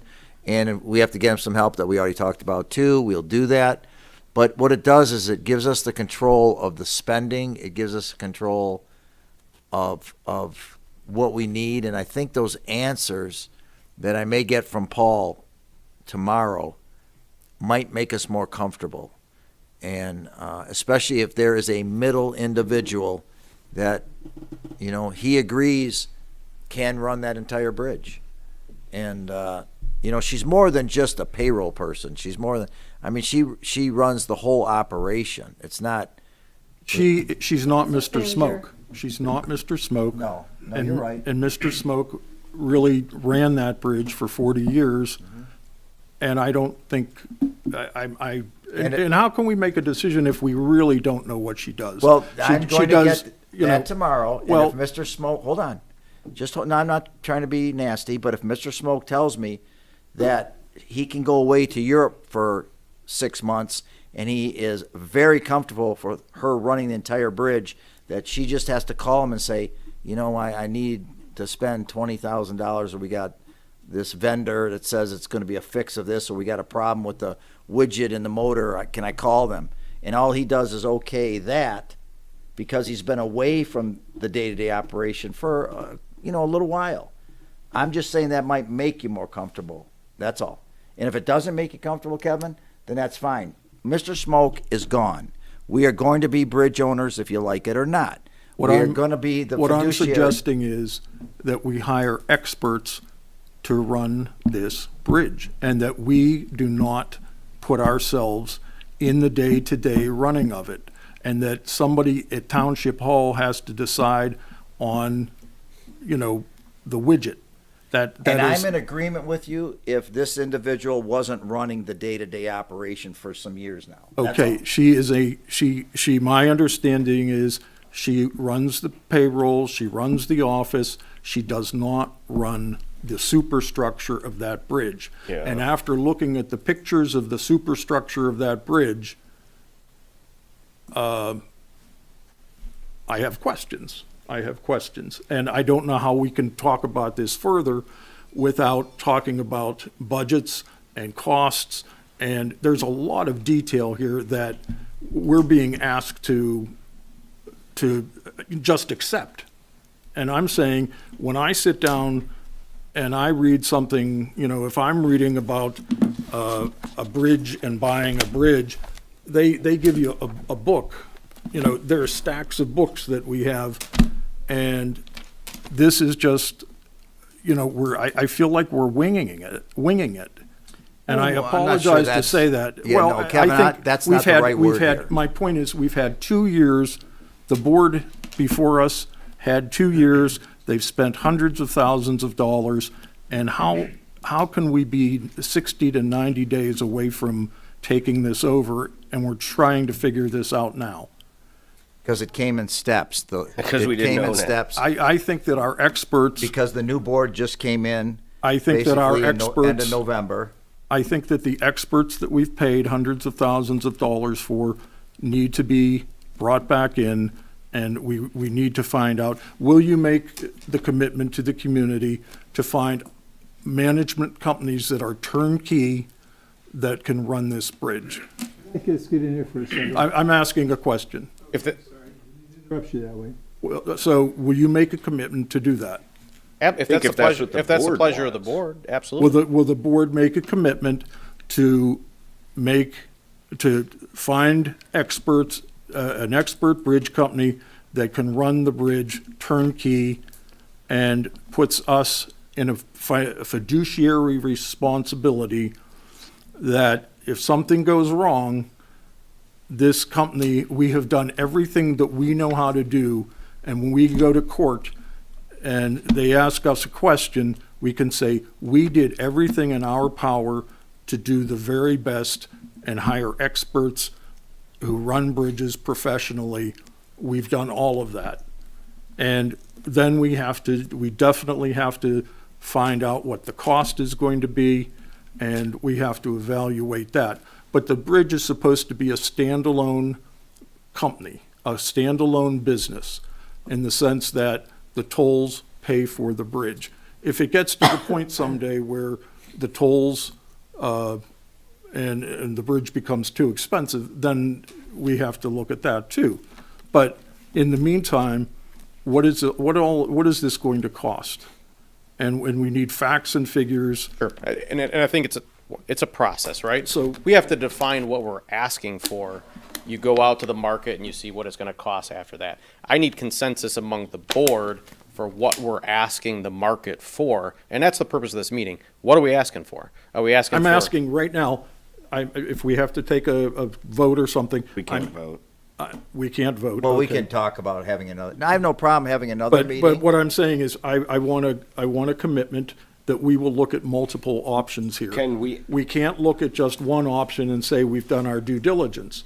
Can In getting my business- proposals in both structures, would that answer the Yes, dialogue? what I'm saying Absolutely, 'cause is. Derek brought that up we just a need little bit to- ago. We need to look at multiple options, and So- to make sure that we have done our due diligence, and that we can say to the community, and in court, we can say, we did everything that we could do with, period. And that's what I have to do. It's, you have to look at this and say, I've looked at all the options here, and this is the best that we can do right now. So would getting an RFP with I don't want to call it an operations agency, right? And then an RFP with getting a full service Cadillac, we're going to run this whole thing for you, you just pay us. Can we get both those RFPs? And would that satisfy the concerns of the members of the board? I think along with some benchmarking to say any other cities that own bridges, give us some more background, right? What are they doing? Right, and my expectation too would be that some of these vendors, so usually when we ask for these RFPs, it's not just a one sheet that says, hey, this is gonna be your annual cost. We ask for a binder, a bound binder that might be 150 pages that show other communities that they provide service for. Derek? References to make sure that we have somebody to talk to about their level of satisfaction with this vendor, and then compare what we're asking for versus what they're providing. So we can ask them to put in there Absol- what they're currently doing for Absolutely. those And you'll others. see in that proposal, we ask for something like 8 bound copies. That's so each board member gets a physical copy of their proposal, which has all that information that you can go through, so. In I this think, slide, I think that this stuff, I hear a grain of truth from every angle I've listened to. I'm learning from this by the ton.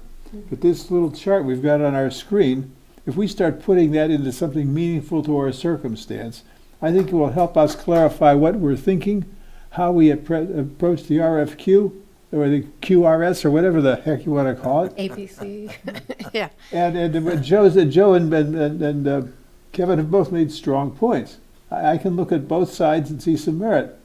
But for example, if we have this gate that comes down, there's a simple protocol. Oh, no, this is a great big plastic pipe. Did it break the pipe? Yeah, but did it break the hinge? No. Does electricity still coming? Fine. Go to the storage area, get another pipe, saw it off, stick it in. You're in business. You don't need to go anywhere. You had an extra one on hand because they break every other month. But if you got something that's $5,000, maybe that's a different thing, see?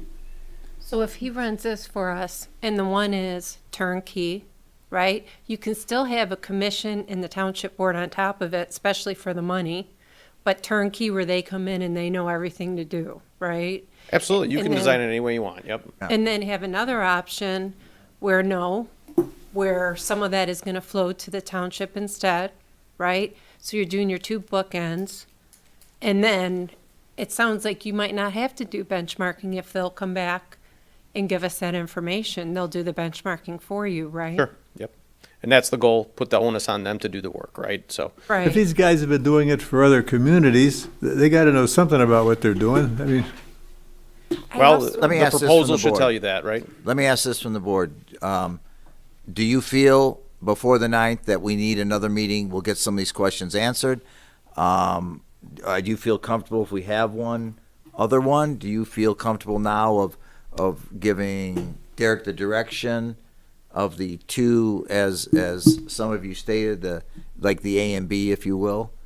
So the meeting on Monday, Joe, What's your pleasure? what's gonna happen at the meeting, or what's supposed to happen on the Monday meeting? The Monday, which Or Wednesday, I'm oh, sorry. you're talking about the 9th.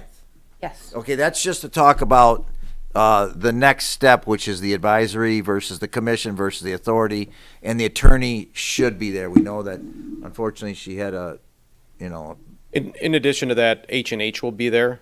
Yes. To go through the engineering report with the new board, so you understand and have the opportunity to ask any questions about condition, but also talk about the things that need to happen with the bridge, what the scope of that work looks like. Well, along those lines, the timeline that you put together, thank you for doing that.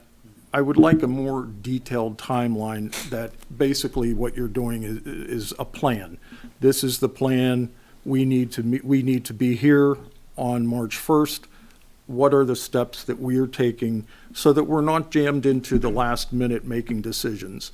To put on the amount of time it needs that we need to do this this is coming up very quickly.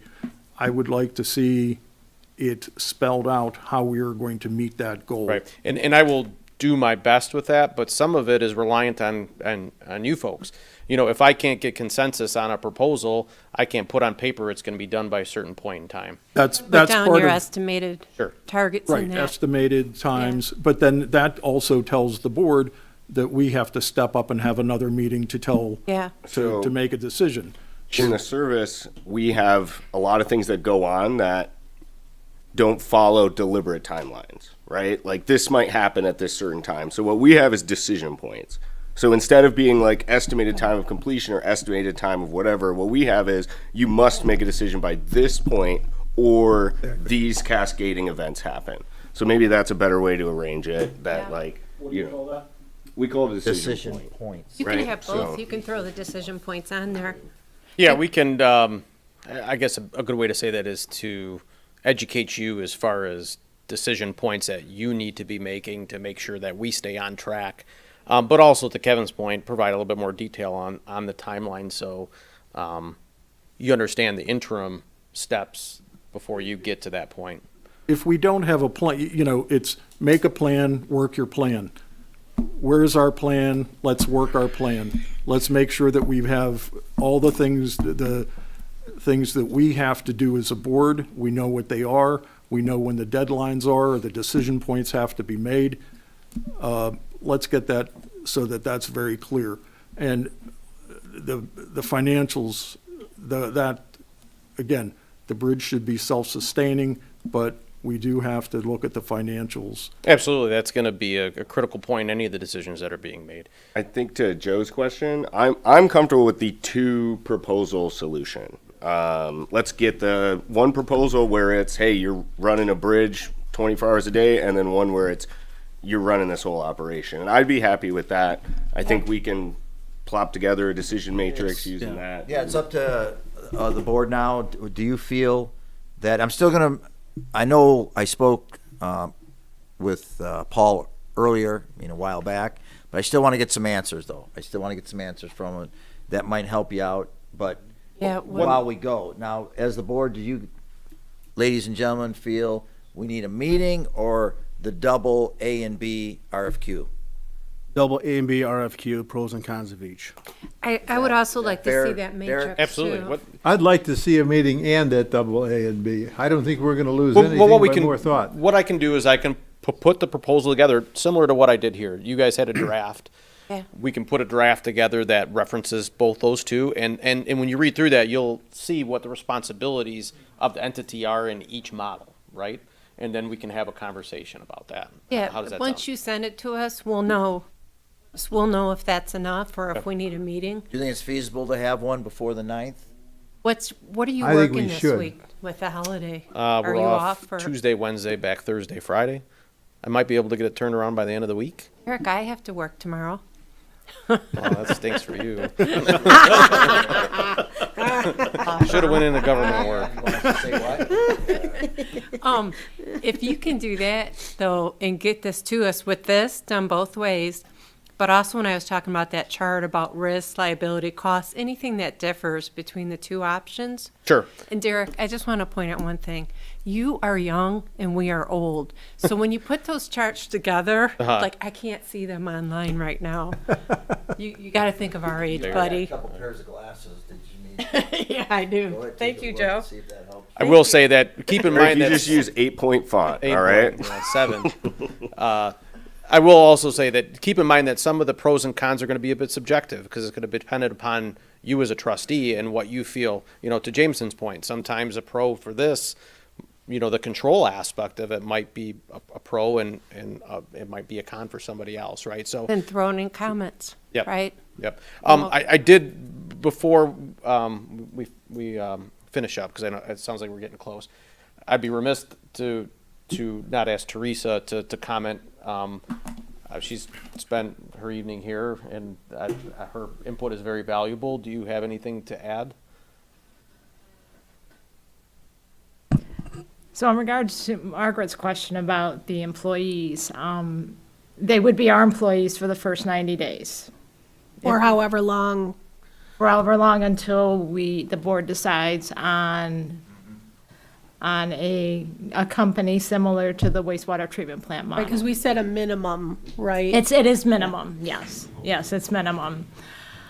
And someone else mentioned, it made a very good point, that this has been a private company. Right. And we are a governmental entity, so there are a lot of things to consider regarding employees and benefits. The purchase agreement says to provide them with substantially similar wages and benefits. That presents some challenges. Teresa, who asked for that in the contract? Was that Mr. Smoke that asked us to do that to those, Derek? Mr. Smoke asked us to include that in the contract, that we would take his employees and make them our employees. Yeah, and I think that the township was comfortable with that because it was restricted to the 90 days. So So Well, he they will didn't- be township employees. How many employees are over there? they have 10 or 11. So 11 employees will be added to the township as employees. And I also wanted to go back to you're saying you're off tomorrow and Wednesday. And what I heard was you were taking on a job that's going to be 24/7, 365. That's what the bridge is. Yeah, no different than the wastewater treatment plant, though. It is different. Well, it's It is- not. I it is- mean, well, respectfully, when did you have a accident the last time at the wastewater treatment plant? anytime that we have a substantial amount of rain, Yeah, heavy rainfall. Like When yesterday. did you have a car and lives that were put at risk? You had sewage going into the river. You versus, not to make light of this. No, I know. But what I I'm get saying you- is, you. I get your point. If people get killed on that bridge, am I going to have to go to court, or am I going to be, have somebody want to, say that I'm liable for right? it? And once again, I'm not advocating for that to be my responsibility. No, I'm But just what saying, I'm but what saying we have to look at all of Right, this but what stuff. I also want to be clear about is, just because I'm off on a Tuesday or Wednesday for New Year's, doesn't mean I'm off work. I know that. I'm What I'm available saying to is, respond to but emergencies and all that. it's a big deal in my. It is a big it deal. Your points So- are very valid and well Well, taken. thank you. Yep. And I appreciate everything you've presented this evening, and everybody on the board, I think, has asked really good questions. My last, Mr. Supervisor, we have people that have been sitting in the audience. May we ask them if they have any comments they would like to make? Oh, I have no problem with that, no. So, May I ask Teresa one question before we get to that? I don't think Or she what, does. were you even, I'm sorry, Oh, were right. you even Yeah, I don't finished know with if what you she's- were saying? I didn't think so, so let's let her. I apologize for That's okay. interrupting That's you. all I right. apologize. So there are a lot of things to consider, and there are also some potential, with benefits with the state retirement system.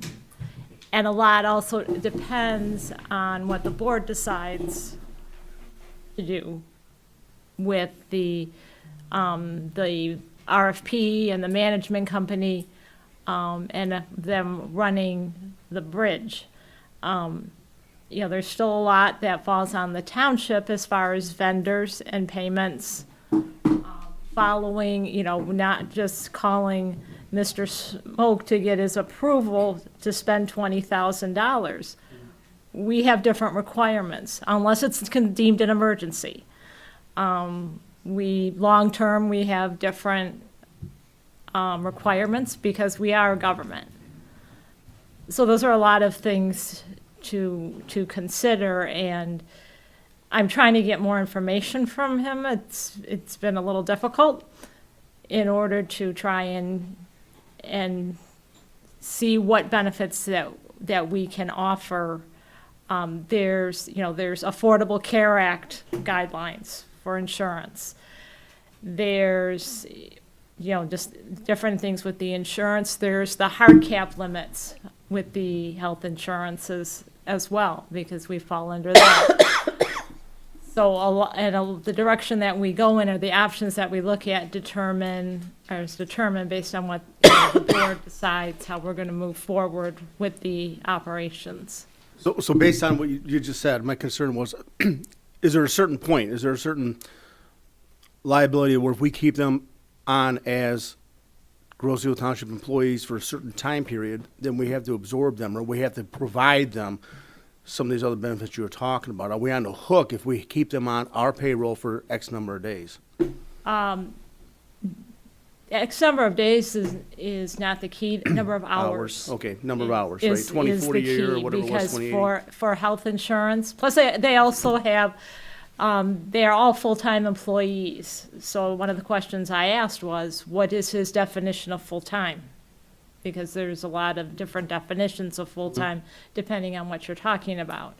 To see, what insurance we offer, it's based on hours. Our state retirement system, Okay, is, if we deem them as temporary employees, then that may not be a factor. But then we don't have, a private company has a 401k plan. A government does not. It has a 401k plan is a defined contribution plan. Our retirement system is a defined benefit plan. We do offer a 457 plan for employees to make contributions. We currently don't contribute to that. So we have to be very, we want to be consistent all the way around. Well, that's part of my question. So we have minimum 90 days, maximum of what before we're on the hook, so to speak?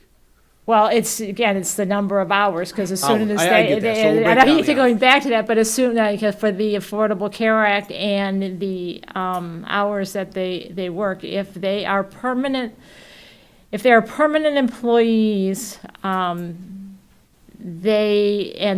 the Department of Labor defined that as within 6 months. 6 months, So we have to do whatever we're going to do within that 6-month window. right. Otherwise, Or okay. else with the insurance, but they're also receiving insurance right now. Okay. So if we don't, we want to honor the purchase agreement, and what's the best way to do that, given the potential short-term parameters of what we're going to be doing versus long-term. Can I ask a question on that? It's my understanding that we're trying to create here a separate entity, something like the sewage plant.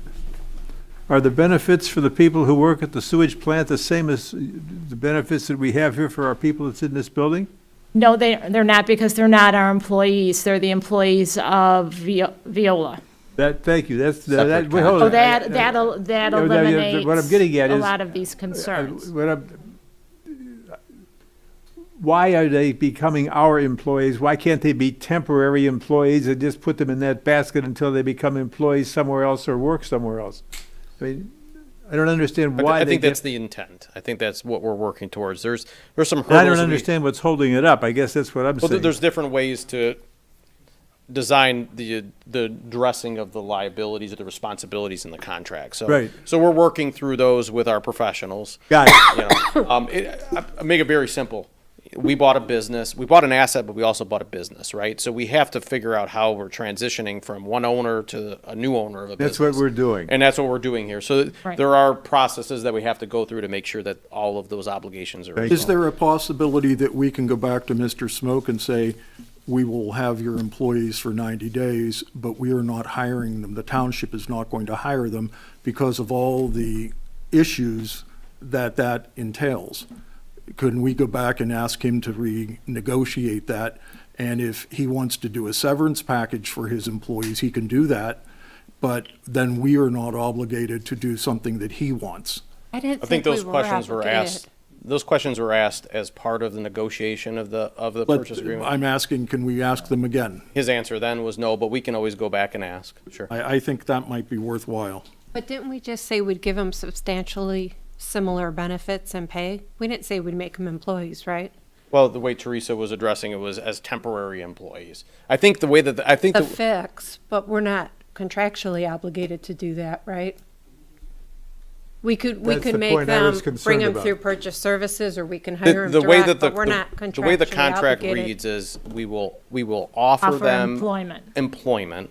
Oh, it does say offer Does. employment? Okay. at substantially similar pay or benefits, but not be obligated to carry the employment for longer than 90 days. So a minimum of 90 days. But it just said benefits and pay. I think it says offer employment.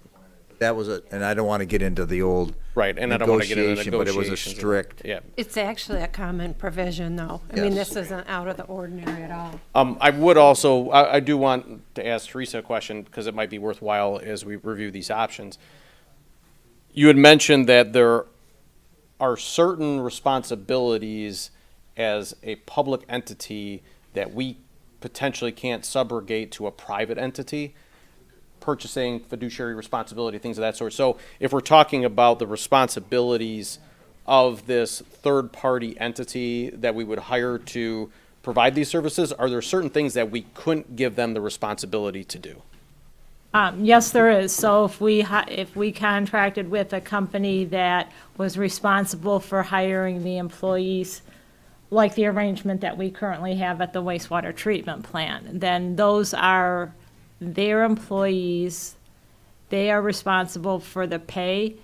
And the pay, I assume, would be negotiated, and that would be part of our contract with them, and the benefits. But it would be their employees, and they would be offering the benefits to the individuals.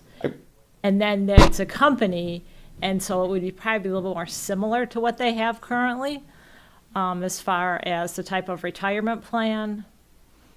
And then they can work towards, with as far as the benefits, and again, the contract language is a minimum of 90 days.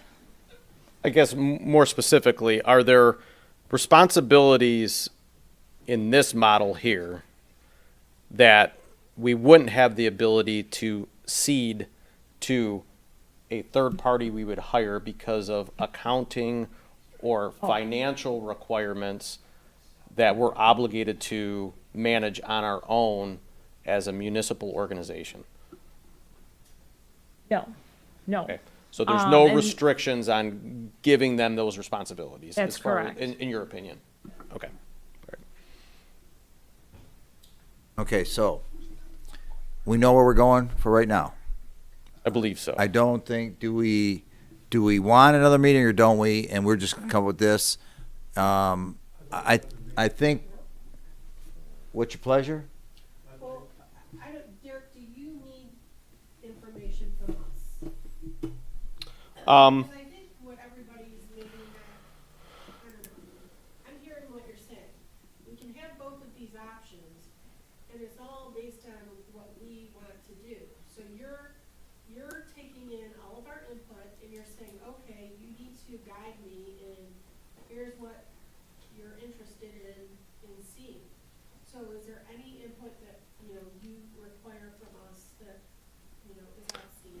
No, I don't think so. I think you guys have given me direction.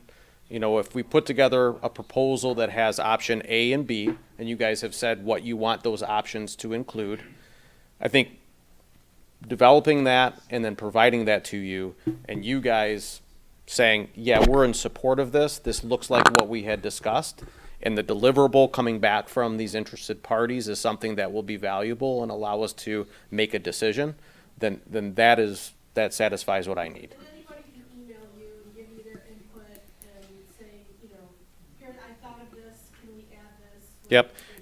In worst case scenario, if we get this developed and I have to put it on the agenda for the 13th for you guys to bless it, we can do that. That way I have official record that the board was in agreement, majority were in agreement with what we sent out. Let's do it that way. If everybody's in agreement, I think that'd be the best way. And we can vote on it, it would be Monday the 13th, correct?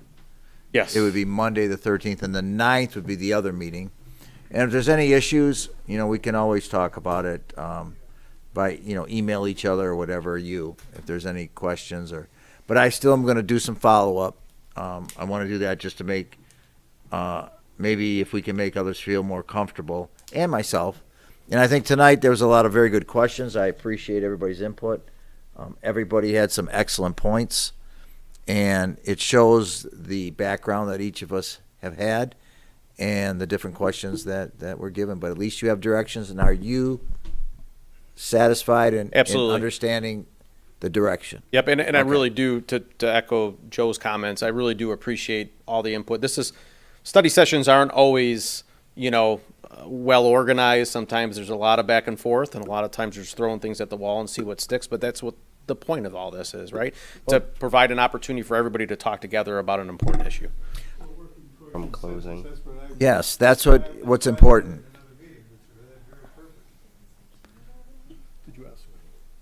No, we're not done yet. Okay. Yeah, we're not done yet. So anyway, if you're good, thank you very Thank you. much for that. Thank you and the input. And as I stated at the first meeting, I was going to have the agendas for some of these meetings changed a little bit. And I realized that study sessions previously, no one really, I shouldn't say no one, but they really didn't get to speak. Two gentlemen, she left? Okay. Yeah, that's okay. Do the two gentlemen, does anybody have a question? Okay, well, thank you. And thank you, Teresa. Thank you for staying here. All right, everybody good? Yeah, go Lions. Okay. 8:10, 8:12, done with the study session. We don't need to vote on anything. Thank you. Adjourned?